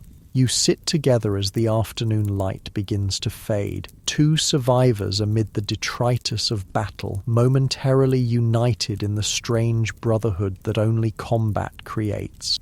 As evening approaches, orders finally arrive. The regiment will hold its position overnight, continuing the advance at dawn if necessary, but rumors suggest the Confederate forces are already withdrawing from their second line, recognizing that the Union flanking maneuver has made their position untenable. The night brings its own challenges. The wounded must be evacuated under cover of darkness, a process that continues for hours as stretcher bearers make countless trips between the battlefield and the field hospitals. The dead, those that can be reached safely, are collected for burial, their personal effects gathered for eventual return to their families. And the living must maintain vigilance against possible counterattack while snatching what rest they can in the uncertain hours of darkness. You help establish a small fire behind the protection of a stone wall where its light won't provide a target for Confederate sharpshooters. Around it gather the survivors of your immediate squad, Davis, Monroe, Reynolds with his bandaged hand, and two other men who've been with the company since its formation but with whom you've had little direct interaction. Food is hardtack and salt pork again, tasteless but necessary fuel for bodies depleted by the day's exertions. Coffee, when it arrives, is received with the reverence usually reserved for communion wine, a hot, bitter sacrament that momentarily washes away the taste of gunpowder and fear. Talk around the fire is minimal and practical. Speculation about tomorrow's orders, assessment of the Confederate strength, reports from other parts of the battlefield where Union forces have had varying degrees of success. No one speaks of the dead or the killing. Those topics belong to the private hours of darkness, when each man wrestles alone with his memories and conscience.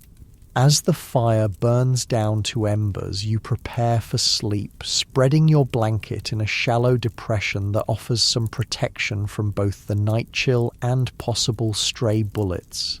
Davis does the same nearby, his movements betraying the bone-deep weariness that follows combat. "I keep seeing their faces," he says quietly. Not looking at you, but staring into the darkness. "The men I killed. I didn't expect to see their faces so clearly. You've experienced this yourself, the strange, almost photographic clarity with which the mind captures the expressions of men at the moment of their death. It's a vision that returns in dreams and quiet moments, sometimes years after the event. Write home tomorrow, you advise, knowing there's no real comfort to offer, but feeling obligated to try. It helps to remember there's a world beyond all this. He nods, pulling his blanket closer around his shoulders. Within minutes, exhaustion claims him, his breathing settling into the rhythm of sleep despite the discomfort of the hard ground and the distant sounds of pickets exchanging sporadic fire. Your own sleep is longer in coming. Your thoughts turn to Samuel, wondering if he's receiving proper care in the general hospital, if the pneumonia has worsened or begun to resolve. You think of home, of your mother's letter and the pressed violet that somehow survived the day's violence in your breast pocket. And you think of the men you killed today, not with guilt exactly, but with a somber recognition of the irreversibility of death and the strange circumstances that bring men who have no personal quarrel to kill one another in fields far from home. When sleep finally comes, it's deep and dreamless, the body's defense against the mind's tendency to replay the day's horrors. You wake only once during the night, roused by the sound of Davis crying quietly beside you. You pretend not to hear, granting him the privacy to process his grief and shock in his own way. By morning, he'll have composed himself again, putting on the mask of stoicism that soldiers learn to wear. But for now, in the darkness, he's still partly the boy who left home seeking adventure and glory, only to find the brutal reality of war. Dawn breaks with a light rain falling, turning the battlefield's churned earth to mud and washing the blood into the soil. The expected order to advance doesn't come. Confederate forces have indeed withdrawn during the night, abandoning their second line and falling back to stronger positions several miles distant. The immediate battle is over, though the larger campaign continues. The regiment spends the day recovering, burying the dead, improving defences in case of counterattack, replenishing ammunition and supplies. Letters are written to families of the fallen, a task that falls to officers, but that often requires input from comrades who witnessed a man's final moments.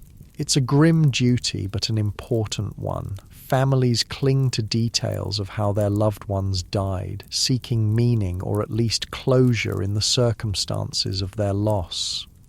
You find yourself appointed acting sergeant for what remains of your squad, the previous sergeant having been among those killed during the charge. It's a field promotion born of necessity rather than formal recognition, but it carries real responsibilities. Organising the men, conveying orders, reporting to Lieutenant Parker, who has temporarily assumed command of the company in Captain Harrington's partial incapacitation.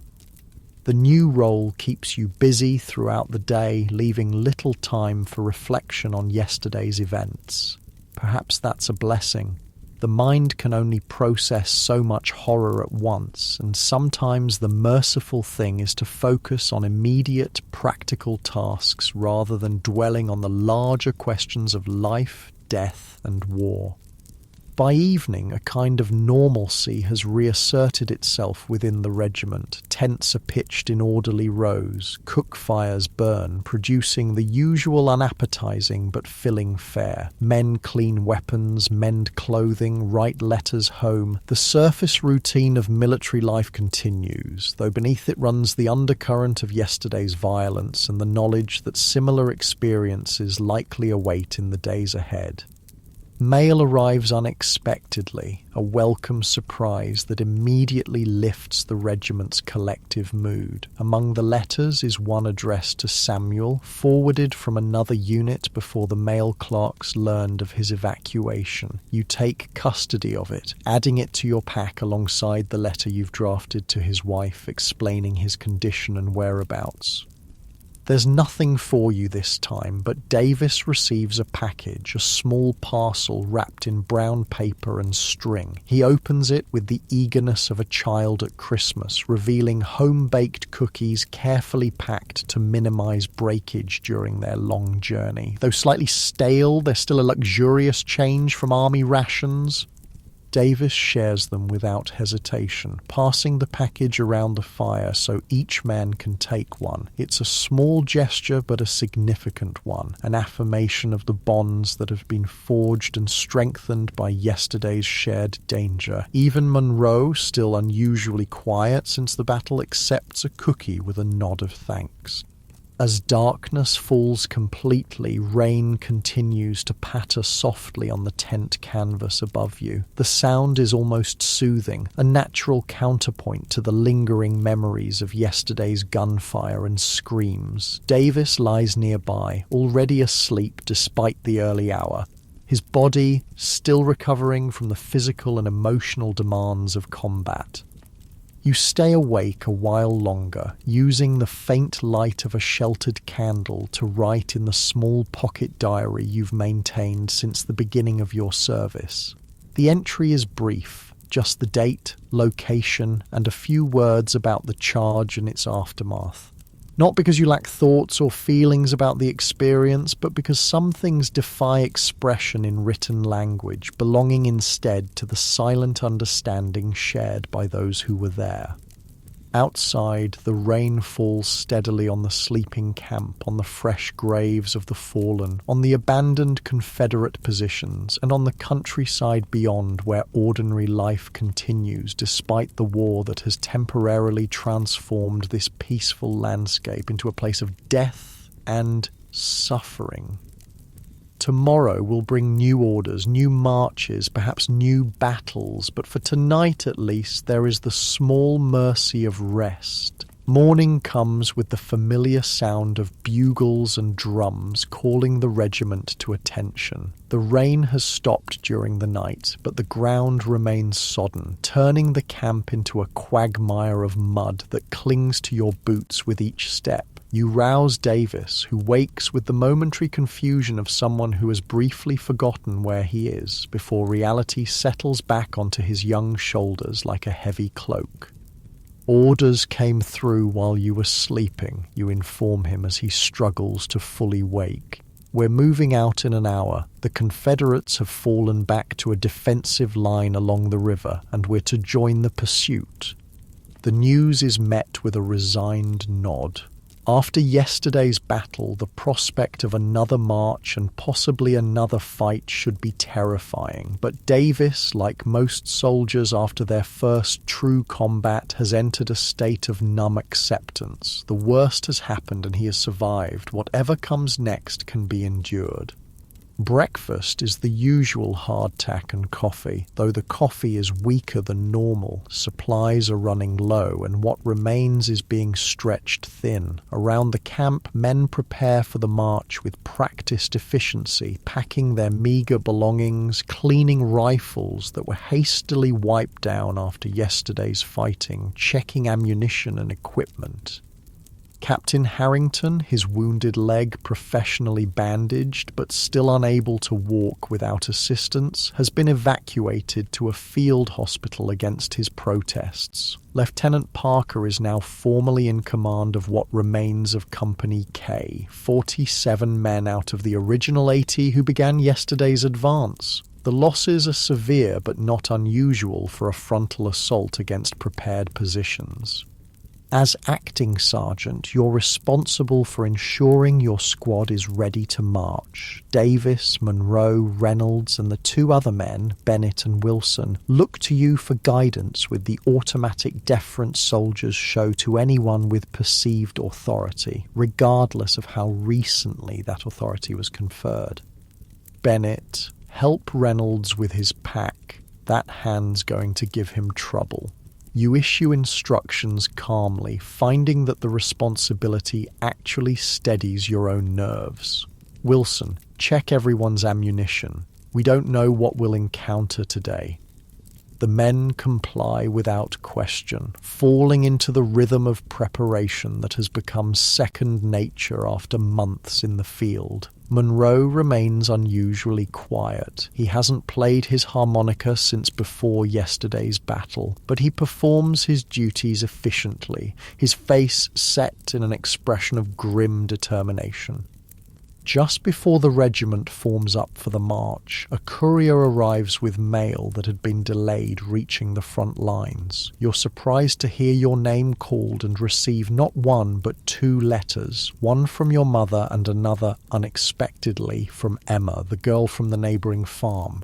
You tuck them both inside your jacket, saving them for a more private moment. Whatever news or sentiments they contain, good or bad, deserves better than a hasty reading during the confusion of breaking camp. The regiment moves out under a sky that threatens more rain, the column winding its way across the battlefield of yesterday and beyond, following the Confederate retreat. The evidence of recent fighting is everywhere: discarded equipment, hastily dug and abandoned rifle pits. Occasional unburied bodies of men who fell in areas overlooked by burial details. The sights that would have horrified you months ago now register as merely notable, a measure of how the war has gradually hardened your sensibilities. Davis walks beside you, still in the position of the junior soldier seeking protection from a veteran, though after yesterday's charge such distinctions feel increasingly arbitrary. Survival in combat owes as much to chance as to experience, a lesson every soldier learns eventually. I wrote to my mother last night, he says after nearly an hour of silence. Told her I was fine, that the fighting wasn't as bad as people say. He pauses, staring at the muddy road ahead. That was a lie, wasn't it? It's exactly as bad as they say. Worse, maybe. You consider your response carefully. The boy, though after yesterday that term seems increasingly inadequate, deserves honesty, but there's also value in maintaining the protective lies that allow soldiers to function. It's not a lie if it gives her peace, you say finally. And maybe it wasn't as bad for you as it could have been. You're still walking. He accepts this with a nod, perhaps recognizing the pragmatic truth beneath the rationalization. Many men didn't walk away from yesterday's charge. Compared to them, Davis's experience was indeed not as bad as people say. The march continues through the morning, the column moving at the deliberate pace of an army in pursuit but not in direct contact with the enemy. By noon, scouts report that the Confederate rearguard is just 2 miles ahead, suggesting that the main rebel force has indeed established a new defensive line along the river as intelligence had indicated. The regiment halts in a small clearing to rest and receive orders. Lieutenant Parker gathers the sergeants, including you in your acting capacity, to relay instructions from regimental command. We're to advance to this position, he explains, indicating a point on his map about a mile ahead. Establish a skirmish line and probe the Confederate defenses, but do not engage in a general action without direct orders. The main assault, if there is one, will come tomorrow after artillery has had a chance to soften their positions. The orders are received with relief by most of the sergeants. After yesterday's costly charge, the prospect of a limited engagement with the enemy is far preferable to another full-scale assault. You return to your squad and explain the situation, emphasizing that while there may be shooting, no major battle is planned for today. The regiment moves out again, advancing cautiously now that enemy contact is likely. Companies deploy into skirmish formation, spreading out to minimize casualties from artillery fire and to cover more ground as they probe for Confederate positions. Your squad forms part of this extended line, each man about 10 yards from the next, moving forward through light woods that offer some concealment from enemy observation.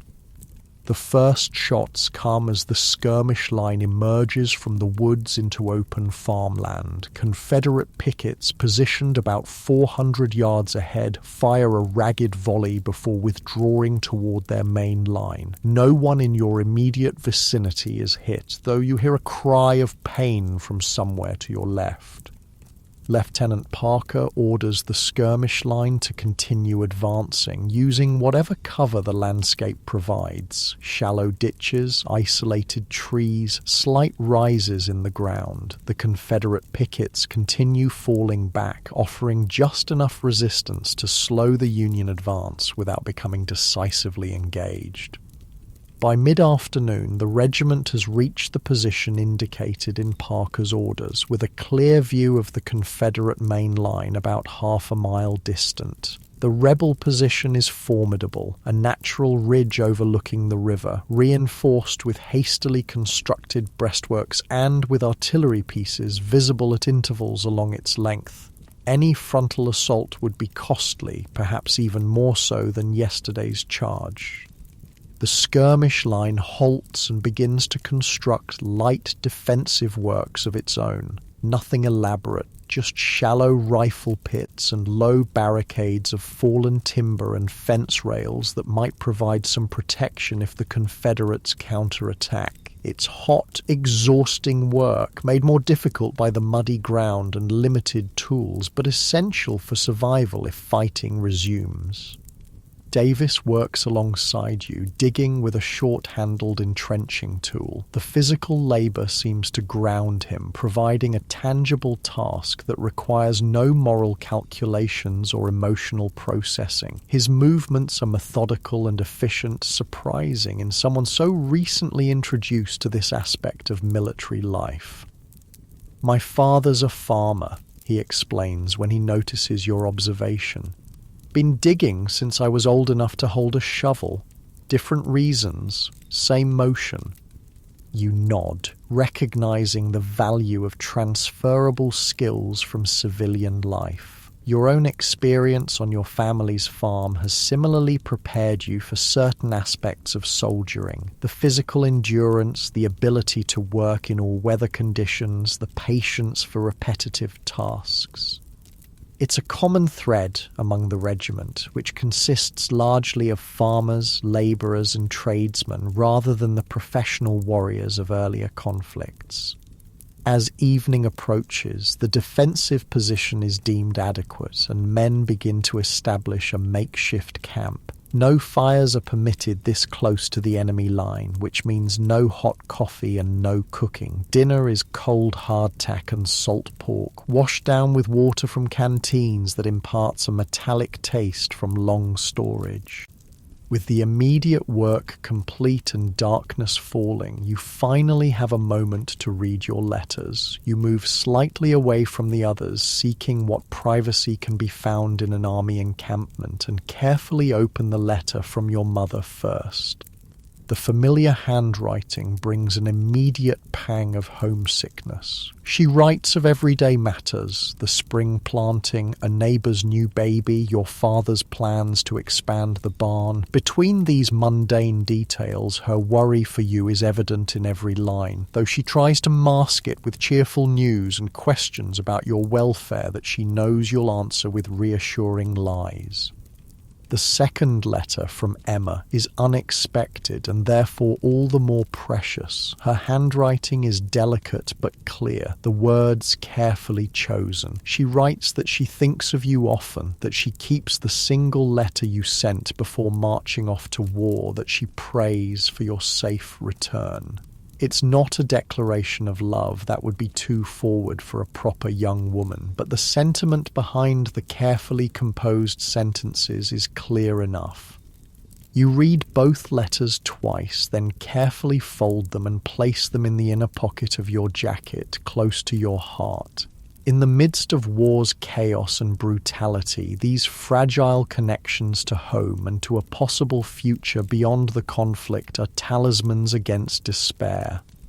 When you return to the squad's position, you find Davis has received a letter as well, delivered by a courier who came up from the rear with additional ammunition and rations. The boy's face as he reads shows a complex mixture of emotions: happiness at news from home, sadness at his separation from it, perhaps guilt at having lied about the realities of his experience. "My little sister lost her first tooth," he says, looking up from the letter with a smile that briefly transforms him back into the youth he chronologically is. "Ma put it under her pillow and told her the tooth fairy would leave a penny, but my sister says she's too old to believe in fairies." It's such a normal domestic detail, so incongruous with your current surroundings that it strikes you as almost comical. Yet it's precisely these connections to ordinary life that help maintain sanity amid the extraordinary circumstances of war. The night settles around the regiment, unusually quiet with no campfires and minimal movement to avoid drawing enemy attention. Pickets are posted at regular intervals, alert for any sign of Confederate activity, while the majority of men try to rest in preparation for what tomorrow may bring. Sleep is fitful at best. The ground is hard and damp, the night air grows increasingly chilly, and the tension of being so close to the enemy line keeps nerves on edge. You drift between shallow sleep and wakeful alertness, never fully surrendering to either state.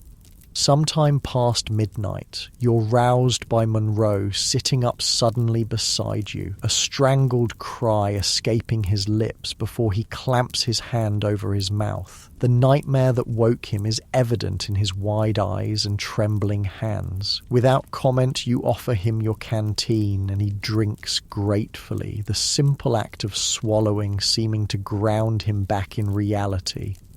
"I keep seeing Miller," he whispers, "naming the man from your company who died in yesterday's charge. The way he looked after the bullet hit him." He shakes his head as if trying to dislodge the image. "We joined up together, you know. Same day, same recruiting office. Known him since we were boys." You nod, understanding the particular anguish of losing someone who connects to life before the war. It's different from the grief of losing comrades met during service, carrying an additional weight of shared history and civilian identity. "Try to remember him before," you suggest quietly, careful not to wake the others. "From home, I mean, not from yesterday." Monroe nods slowly, his breathing gradually steadying. After a while, he lies back down, though you doubt he'll sleep much more tonight. Neither will you, most likely. Some nights are simply to be endured until dawn brings the distraction of activity and duty. Morning arrives with a light fog that shrouds the landscape, limiting visibility to about 100 yards. It's both blessing and curse. The fog conceals your position from Confederate artillery observers, but also prevents your own officers from accurately assessing enemy movements and dispositions.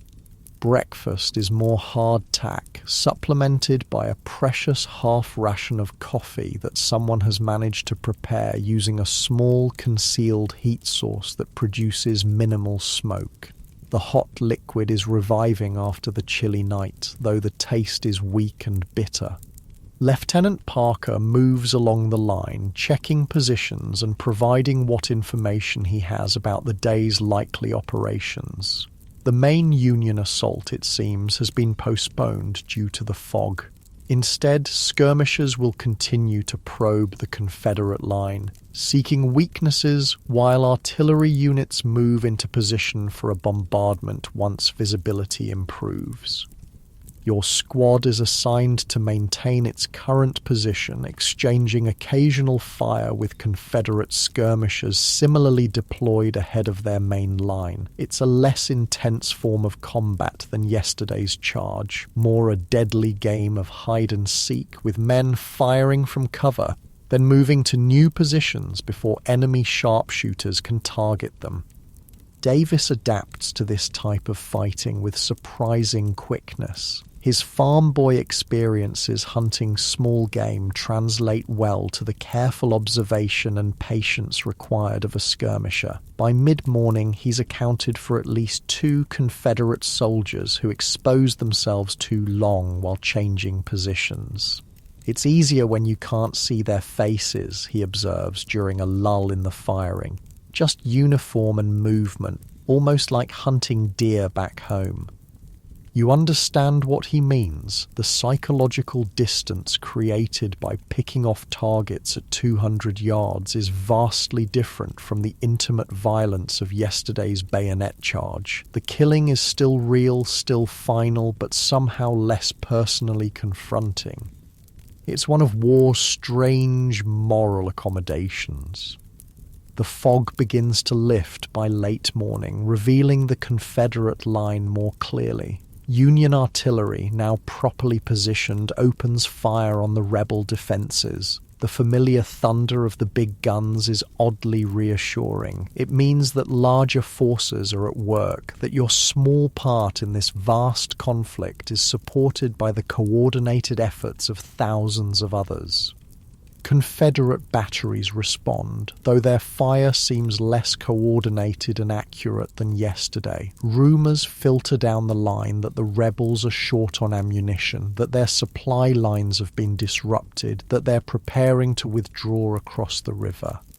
No one knows if these reports are accurate, but they feed the cautious optimism that today might not require another costly infantry assault.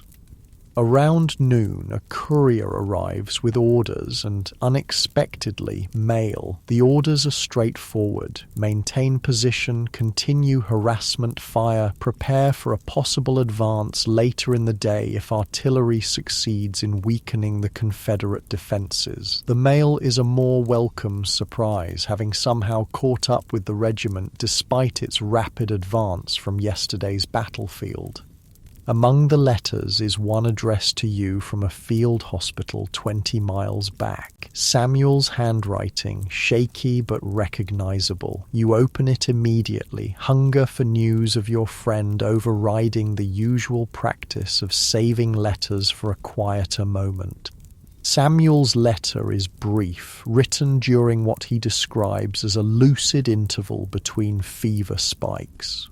The pneumonia has worsened, requiring more aggressive treatment, but the hospital conditions are better than he expected. He's under the care of a contract surgeon, a civilian doctor employed by the army, who seems both competent and caring, a rare combination in military medicine. Most importantly, Samuel has received your letter to his wife and is grateful for your efforts to reassure her. He asks that you continue to write to her if you can, as his own strength for correspondence is limited. He closes with a simple but heartfelt line. Remember your promise if things go badly, but know that I intend to rejoin you and settle my own affairs when this sickness passes. The letter brings both relief and renewed concern. Samuel is alive and receiving care, but his condition sounds precarious. Pneumonia kills more soldiers than bullets do, especially when complicated by the general debility that months of hard campaigning produces in even the strongest men. You carefully fold the letter and tuck it away, making a mental note to write to both Samuel and his wife when opportunity permits. For now, though, duty calls. Lieutenant Parker is signaling for the sergeants to gather for new instructions. The lieutenant looks tired, the strain of command evident in the lines around his eyes and the tension in his shoulders. Like most officers in the volunteer army, he's learning the difficult business of leadership on the job, making decisions that affect men's lives without the benefit of formal military education or long experience.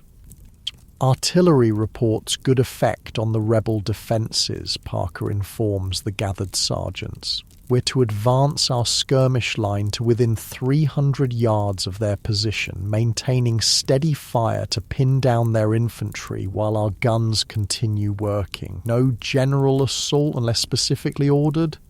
The orders are reasonable. Advancing the skirmish line will increase pressure on the Confederates without exposing the regiment to the devastating casualties of a frontal assault against prepared positions. Still, moving forward under enemy fire, even as skirmishers with the ability to use cover, carries significant risk. You return to your squad and explain the situation. No one shows particular enthusiasm for advancing closer to the Confederate line, but neither is there reluctance or fear. After yesterday's charge, this seems like a manageable task, dangerous but not suicidal. We'll move by teams, you explain, drawing a rough map of the ground ahead in the dirt. 2 men advance while 3 provide covering fire, then switch. Use whatever cover you can find. Don't bunch up. Stay at least 5 yards apart. If someone gets hit, don't stop to help until the firing slackens. Everyone clear?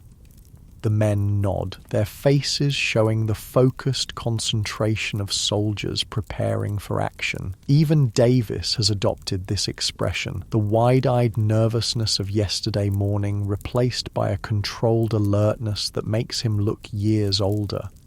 The advance begins with a general increase in fire all along the Union line, hundreds of rifles creating a continuous rolling volley that forces Confederate defenders to keep their heads down. Under this covering fire, the skirmishers begin moving forward in small groups, dashing from one position of cover to the next.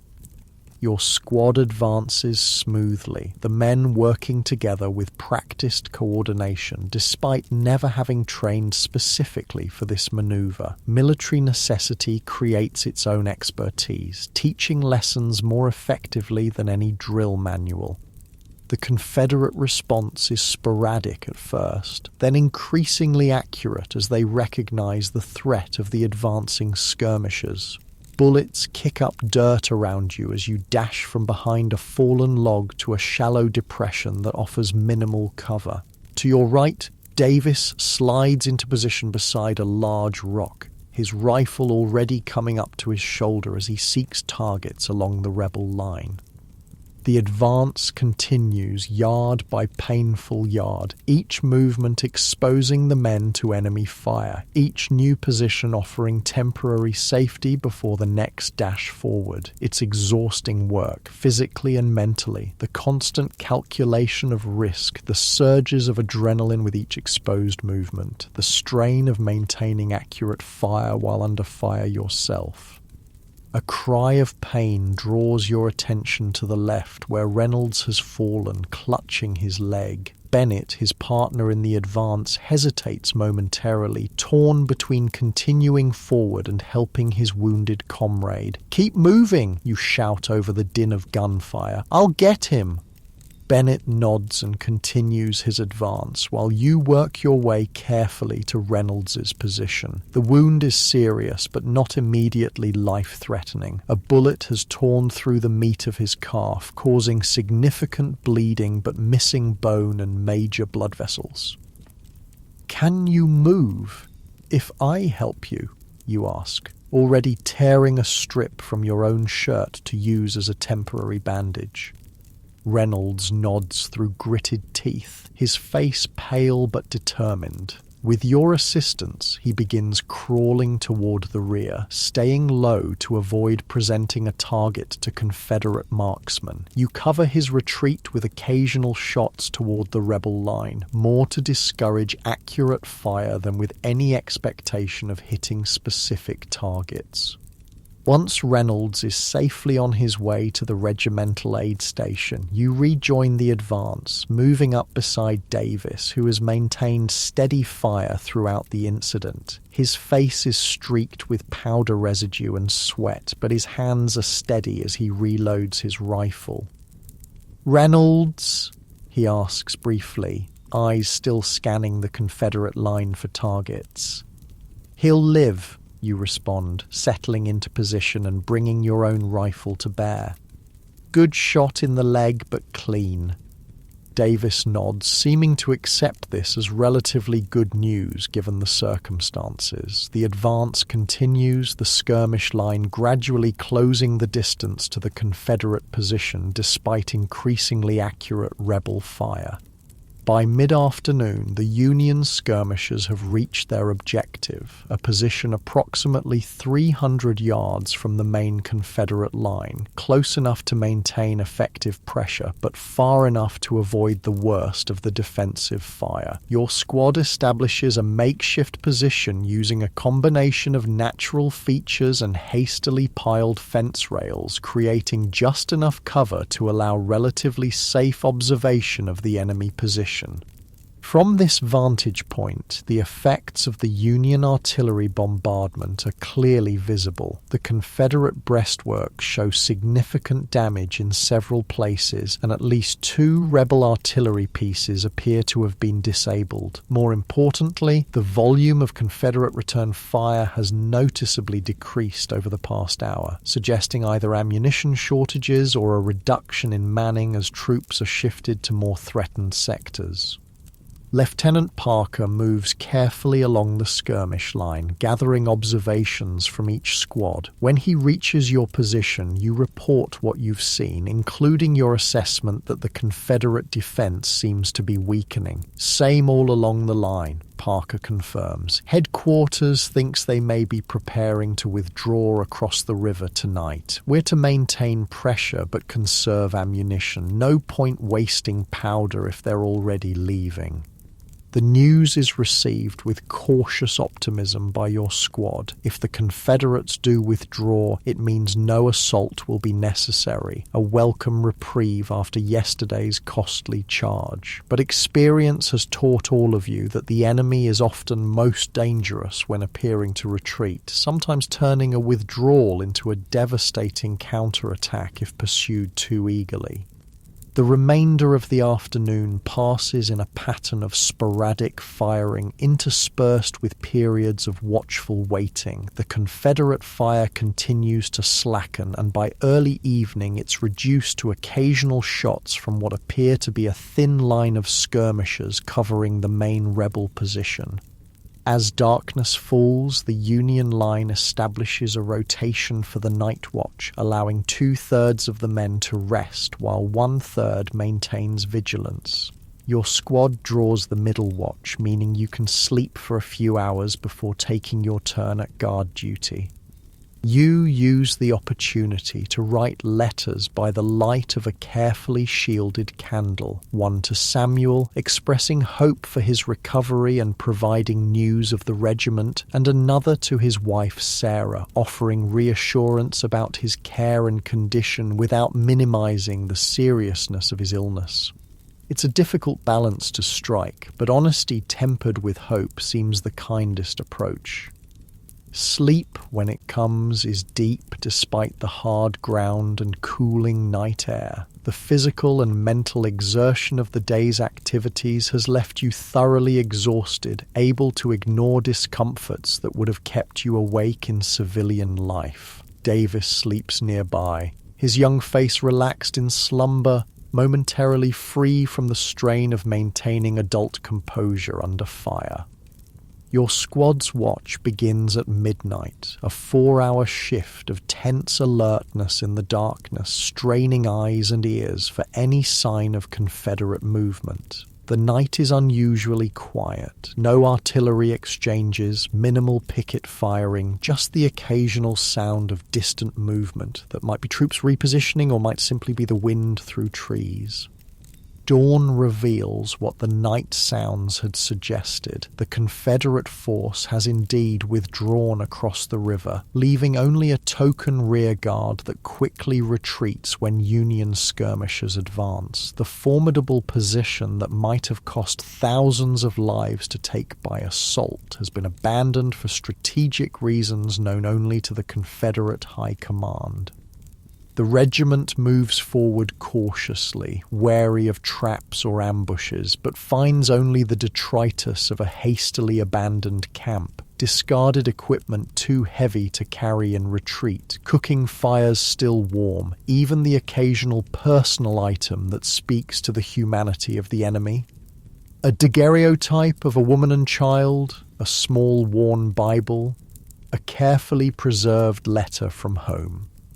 Looking at these abandoned possessions, you're struck by the strange intimacy of war, how it brings men to kill other men with whom they might, in different circumstances, have shared a meal or swapped stories of home. Davis seems similarly affected, handling a found Confederate haversack with the same care he might show for a Union soldier's belongings.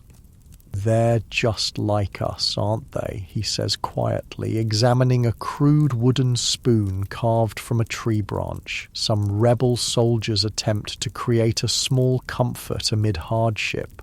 Same hopes, same fears, just wearing different uniforms.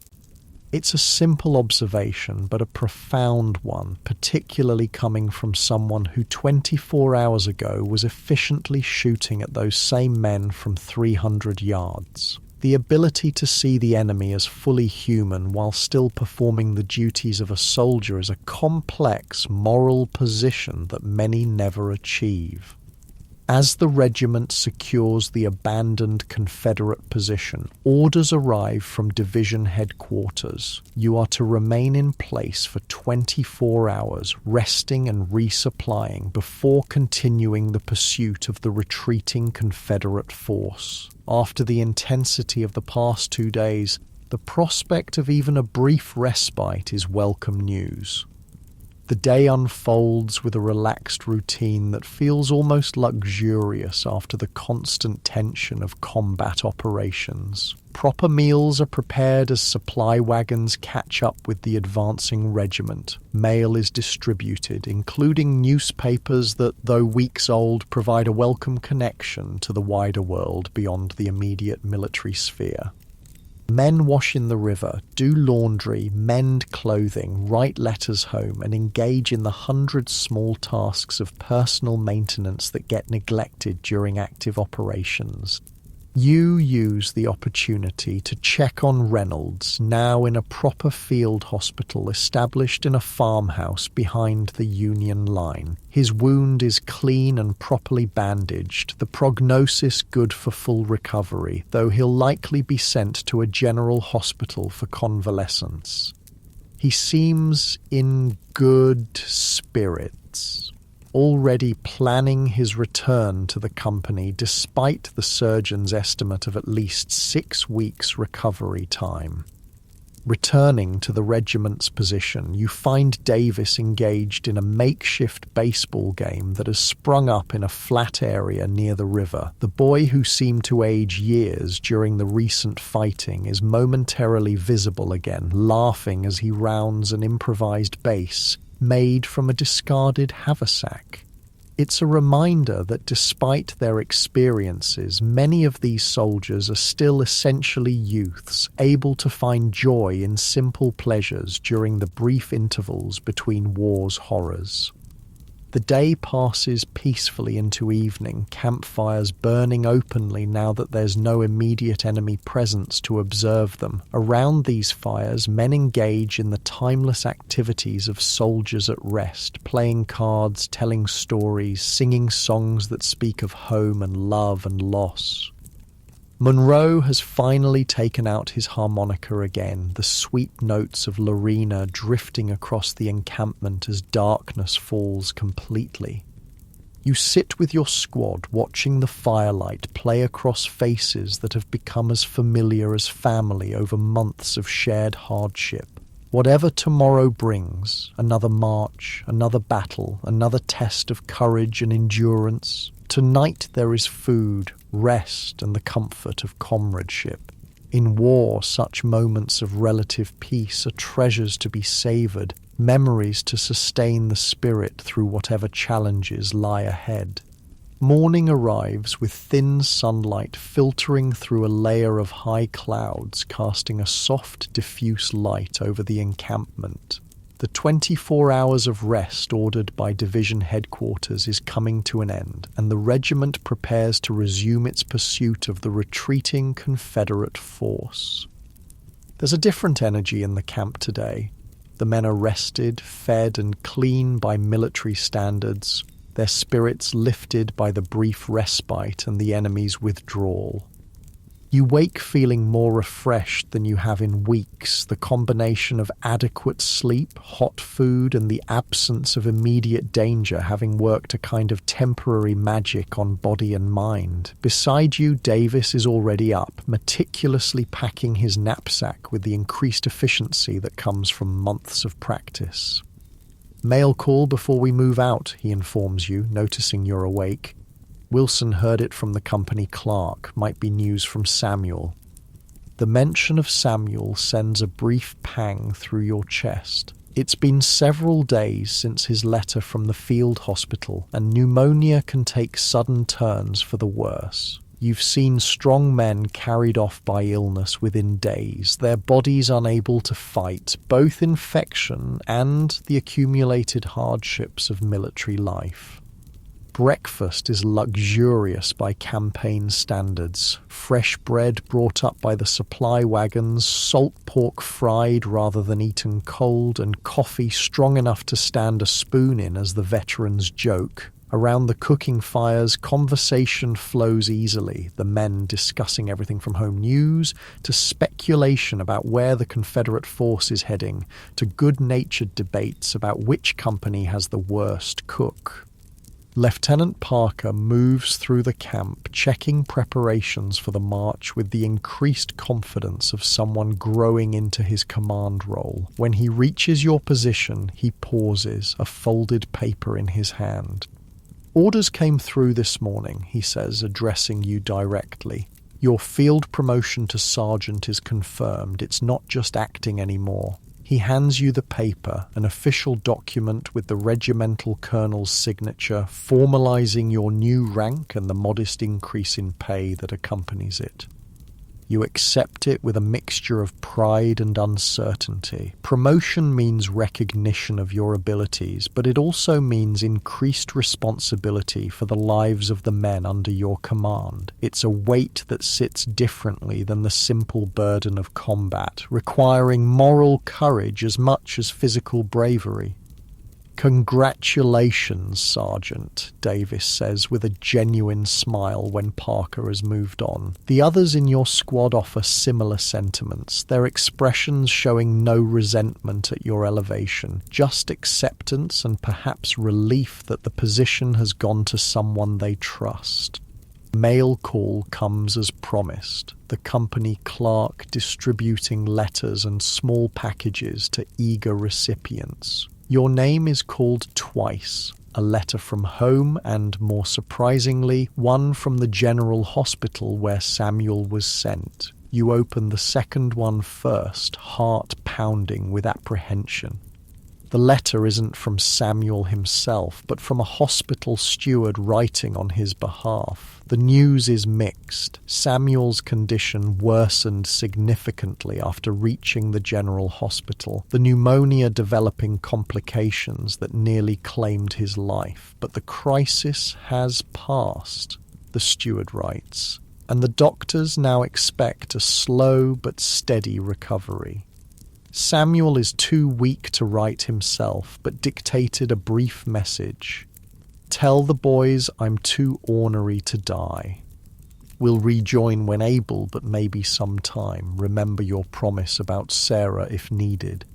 Relief washes through you. Samuel alive, likely to recover, though clearly still in serious condition. You'll write to Sarah today, sharing the cautiously good news while preparing her for the likelihood of a long convalescence. The promise Samuel references is your agreement to help his family if he doesn't return, a common arrangement among soldiers, another thread in the web of mutual support that helps make the unbearable bearable. The letter from home contains family news, updates on the farm, community happenings, the ordinary details of civilian life that seem increasingly distant from your current reality. Your mother mentions that Emma asks about you whenever their families meet at church, her interest apparently becoming noticeable enough to prompt gentle teasing from your siblings. The thought brings a smile to your face and a momentary warmth that pushes back against the pervasive uncertainty of military life. The regiment forms up mid-morning, companies falling into marching order with practiced efficiency. Your company is assigned to the vanguard today, the leading element of the column, responsible for first contact if the enemy is encountered. It's a position of honor, but also of increased danger, requiring constant vigilance rather than the relative mindlessness of marching in the middle of a long column. As acting sergeant, now confirmed sergeant, you position your squad accordingly, placing the most experienced men at key points and keeping Davis near you where his growing but still incomplete battlefield awareness can be supplemented by your own. The boy no longer seems like the frightened youth who joined your tent after Samuel's evacuation. His posture, movements, and expressions all reflect the accelerated maturation that combat forces upon the survivors. The The march begins at a deliberate pace, the column winding along a road that parallels the river where the Confederate force reportedly crossed. The day is pleasantly cool, the high clouds providing relief from what might otherwise be oppressive summer heat. Under different circumstances, it might be a pleasant country walk rather than a military movement in pursuit of an armed enemy.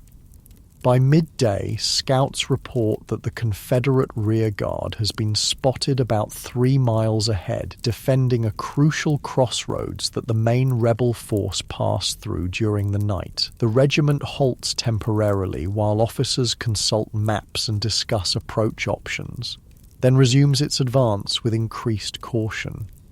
Your company deploys from marching column into a more dispersed formation, ready to respond quickly if contact occurs. The men move with the focused alertness that becomes second nature after sufficient combat experience, eyes constantly scanning the landscape, ears attuned to any sound that doesn't belong, muscles ready to react to threats from any direction. The first shot comes just after the column rounds a bend in the road, revealing the crossroads about half a mile distant. A puff of white smoke appears from a cluster of trees to the right, followed seconds later by the crack of a rifle. The bullet passes harmlessly overhead, but its message is clear. The enemy is present and prepared to contest your advance. Lieutenant Parker orders the company to deploy as skirmishers, spreading out to minimize vulnerability to enemy fire while advancing toward the Confederate position. Your squad takes position on the right flank using a shallow drainage ditch that runs parallel to the road as partial cover. What follows is not a major battle, but the kind of limited engagement that characterized much of the war's daily reality. Brief, intense exchanges of fire between relatively small units, each seeking advantage through maneuver and marksmanship rather than overwhelming force. For the men involved, however, the danger is just as real as in the largest set-piece battles, each bullet equally lethal regardless of the engagement's strategic significance. Your squad advances by bounds, 2 men moving forward while the others provide covering fire, then switching roles. It's hot, exhausting work, requiring constant communication and coordination. Davis performs well, his movements becoming more fluid and confident with each successful advance. Whatever innocence he arrived with has been replaced by a competence that will serve him well if he survives to return home.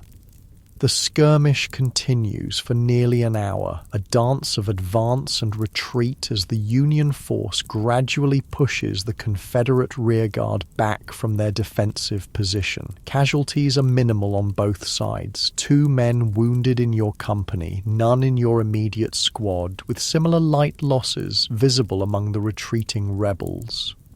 By late afternoon, the Confederate force abandons the crossroads entirely, withdrawing at a pace that suggests their main body is now safely beyond immediate pursuit. The regiment secures the position but does not continue the chase, having reached its assigned objective for the day. Tomorrow will bring new orders, perhaps another march, perhaps a more significant engagement if the Confederate force decides to make a stand rather than continue its retreat. Camp is established with the efficiency of long practice, tents rising in orderly rows, pickets posted at appropriate intervals, cooking fires built within designated areas. The routine of military life reasserts itself after the brief disruption of combat, men falling into the familiar patterns of evening activities, cleaning weapons, preparing meals, tending minor injuries, writing letters home. You check on the 2 wounded men from your company before seeing to your own squad's needs. Both have relatively minor injuries. One a bullet graze along the ribs that looks worse than it is, the other a fragment wound to the arm from a shattered tree branch. Neither will require evacuation to a field hospital, though both will need a few days of lighter duty while they heal. Returning to your squad's position, you find Monroe playing his harmonica softly while the others engage in various evening tasks. The music drifts across the camp, a poignant counterpoint to the metallic sounds of ramrods in rifle barrels and the low murmur of conversations around dozens of small fires. It's a moment of simple beauty amid circumstances that offer few such respites, and you pause to appreciate it before addressing the necessary preparations for tomorrow. Sergeant, Davis approaches, interrupting your brief reverie. Found these while securing the Crossroads. He holds out a small packet of letters bound with a faded ribbon, clearly personal correspondence from some Confederate soldier's pocket or knapsack accidentally left behind in the hasty retreat. You take the packet, weighing it thoughtfully in your hand. By rights, any abandoned enemy materials should be turned over to regimental headquarters for potential intelligence value. But these are obviously private letters, likely from family to a rebel soldier, containing no military information but immense personal significance to someone now unable to retrieve them. After a moment's consideration, you hand the packet back to Davis. Put them somewhere they might be found if he comes back looking, you say quietly. Under that large rock by the Crossroads sign would work. Davis nods, understanding the decision without need for explanation. It's a small gesture of humanity in a conflict that increasingly strips away such considerations. A recognition that some bonds, like those between a soldier and his family, transcend the arbitrary divisions of war. The evening deepens into night, stars appearing in a sky now cleared of clouds. Your squad gathers around a small fire, sharing coffee and conversation in the way of soldiers who have faced danger together and emerged intact. The talk ranges widely. Memories of home, speculation about the war's progress, stories from civilian lives that seem increasingly distant with each passing month in uniform. My father fought in Mexico, Bennett offers during a lull in the conversation. Used to tell stories about it when I was a boy. Never mentioned this part, though. What part? Asks Wilson, stirring the fire with a stick. The waiting, the marching, the days where nothing happens except blisters and bad food. Bennett shrugs. His stories were all battles and glory, nothing about sore feet and dysentery. The observation prompts knowing chuckles from around the fire. It's a common experience, the gap between civilian perceptions of war shaped by newspapers and veterans' edited reminiscences and the lived reality of military service where heroic moments are islands in an ocean of mundane hardship. Think anyone will want to hear our stories when we get back? Davis asks, his young face serious in the firelight. The real ones, I mean, not just the exciting parts. The question hangs in the air, touching on concerns that many soldiers share but few articulate. How to bridge the experiential divide between those who have lived through combat and those who know war only through sanitized accounts. How to speak truthfully about experiences that seem unspeakable. How to return to communities that expect heroes and may not recognize the complex, changed individuals who come home. Some will want to know, you say finally. Family, close friends, people who care more about us than about having exciting stories to repeat. You pause, considering your own eventual return to the farm in Ohio, to parents who have never seen combat, to Emma, who knows you only as you were before the war. The rest, they'll get the stories they expect. Easier that way for everyone.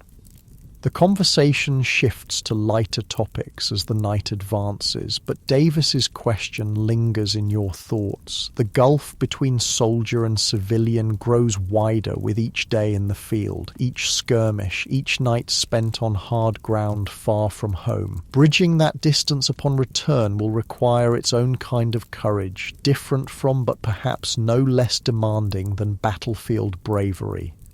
As the fire burns down to embers, men begin retiring to their tents, exhaustion claiming them despite the relatively light physical demands of the day. Combat, even brief skirmishing like today's engagement, depletes energy in ways that far exceed its apparent physical exertion. The constant vigilance, the sustained focus, the emotional control required to function effectively under threat all extract their toll. You remain by the fire a while longer, using the solitude to compose a letter to Samuel's wife, Sarah. Finding the right balance between honesty and comfort is challenging, but you settle on a straightforward account of his condition as reported by the hospital steward, emphasizing the doctor's optimism while acknowledging the severity of his illness. You add personal observations about his strength of character and determination, qualities that have served him well in military life and will aid his recovery.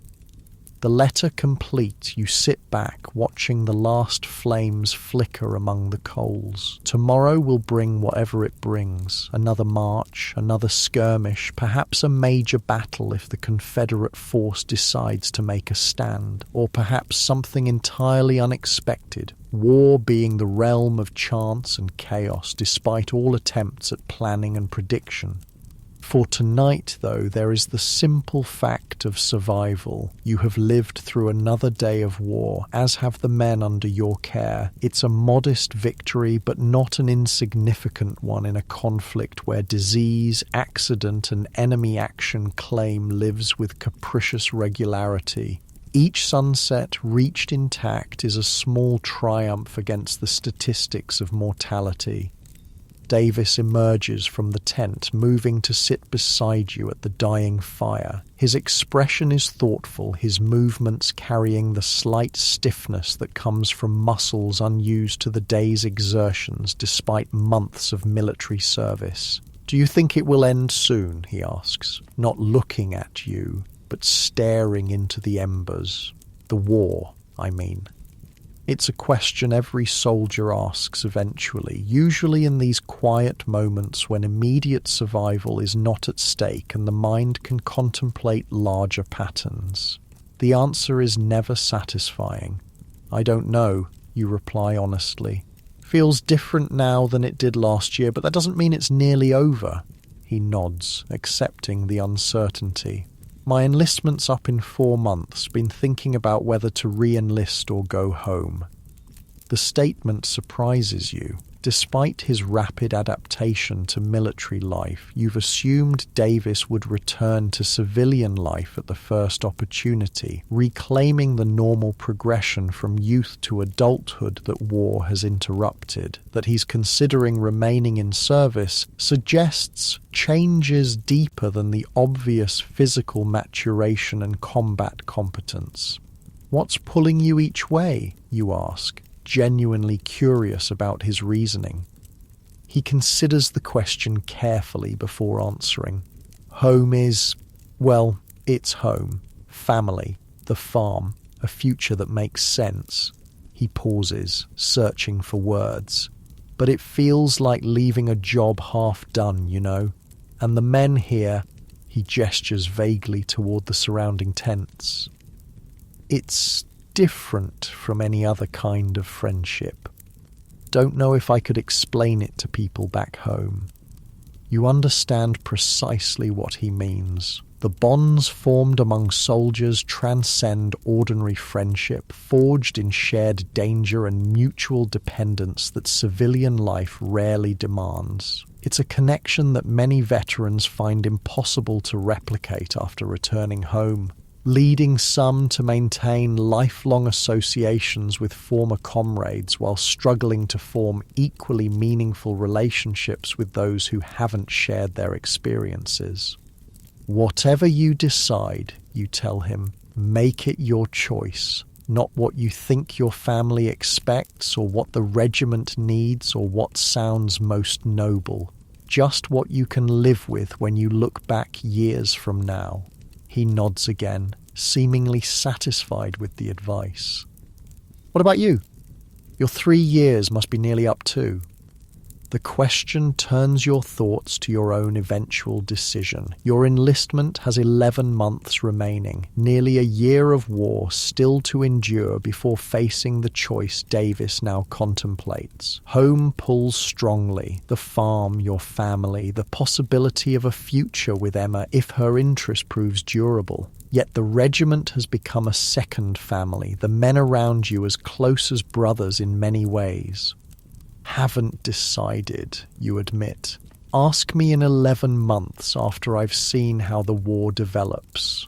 The conversation lulls into comfortable silence, both of you watching the last embers fade to ash. Around the camp, similar scenes play out, men in quiet conversation or solitary reflection, processing the day's events, contemplating uncertain futures, finding what peace is possible amid circumstances designed to deny it. Eventually, exhaustion claims you both, sending you to the relative comfort of the tent where sleep comes quickly despite the hard ground beneath your blanket. Your dreams are a confused mixture of home and war, ploughing fields that turn to battlefields, familiar farm buildings transforming into military encampments, family members appearing among your squad. It's neither nightmare nor pleasant dream, simply the mind's attempt to reconcile the disparate realities that now comprise your existence. Morning arrives with familiar sounds, the bugle's call, the rustle of men emerging from tents, the clatter of equipment being gathered for another day's march. The routine of military life continues, each day building upon the last, the war's progress measured in miles advanced. Positions secured, casualties sustained and inflicted. But beneath this surface continuity, subtle changes accumulate. Davis moves with increased confidence, his questions more practical than fearful. Monroe plays his harmonica more frequently, finding solace in music when words fail. Bennett and Wilson have developed an unspoken coordination, each anticipating the other's movements during skirmish deployments. And you feel the weight of sergeant's stripes on your sleeve, not just the physical fabric, but the responsibility they represent for lives entrusted to your leadership. These incremental adaptations, multiplied across thousands of men in hundreds of regiments, form the true story of the Civil War soldier's experience. Not just the dramatic moments of charge and countercharge, victory and defeat, but the daily endurance of hardship, the formation of bonds that transcend civilian understanding, the gradual transformation from citizen to soldier, and for the fortunate, eventually back to citizen again. As the regiment forms up for the day's march, you take your position at the head of your squad, checking equipment and alignment with practiced efficiency. The road stretches ahead, leading toward whatever engagement or encampment the day will bring. Behind lies yesterday's Crossroads, one small point on a map of conflict that spans a continent. And somewhere beyond the horizon waits home, a place both unchanging and irrevocably altered by your absence, just as you have been changed by experiences that those who remained behind can never fully comprehend. The drums begin their cadence and the column lurches into motion. Left foot, right foot, the eternal rhythm of the infantry marking time toward an end that remains beyond sight but must eventually arrive. Until then, there is only the next step, the next mile, the next day of a Civil War soldier's life, endured with grim determination, occasional humor, rare moments of beauty, and the sustaining knowledge that you do not walk alone. And perhaps that, in the end, is what defines the Civil War soldier's experience most essentially. Not the politics that divided a nation, not the strategies that generals plotted on maps, not even the courage displayed in desperate moments of combat. Rather, it is the discovery that human connection persists even in wars in humanity, that brotherhood can be found amid brutality, that moments of grace appear in the most graceless circumstances. Left foot, right foot. The march continues, carrying you and thousands like you through history's bloodiest chapter on American soil. Some will fall along the way, their journey ended by bullet or disease. Others will return home forever changed, carrying memories that shape their remaining days. All are united by having lived the answer to the question, what was it like to be a Civil War soldier?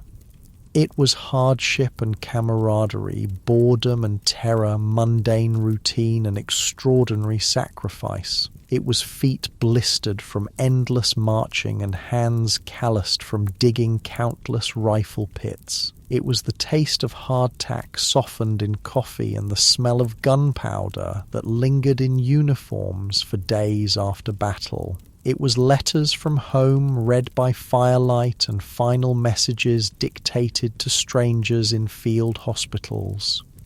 It was everything human experience encompasses, compressed and intensified by the proximity of death and the forge of shared adversity.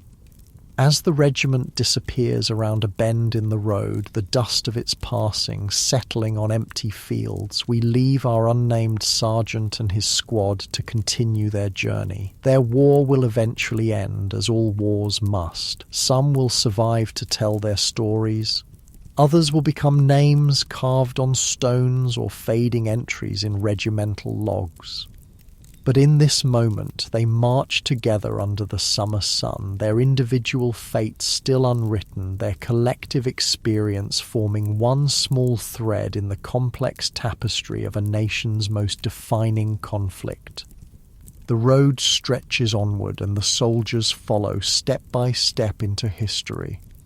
When we consider the Civil War today, we often focus on the grand movements of armies, the political machinations of leaders, or the social transformations that followed emancipation. These perspectives are valid and important.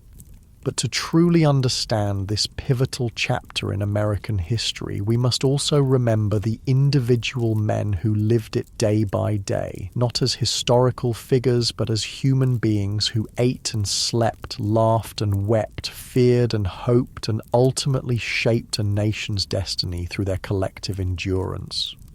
Their legacy lives on not just in monuments and textbooks, but in the very fabric of American identity, a reminder that our nation was tested by fire and, though scarred, emerged intact through the courage and sacrifice of ordinary people facing extraordinary circumstances.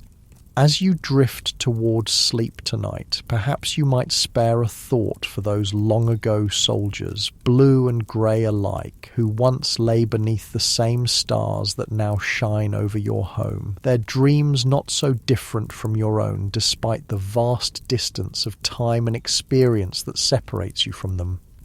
In remembering them, we honour not just their service but our shared humanity, the enduring connection that binds us across generations to those who came before and those who will follow, all of us participants in the continuing story of a nation still striving to fulfil its promise of freedom and justice for all.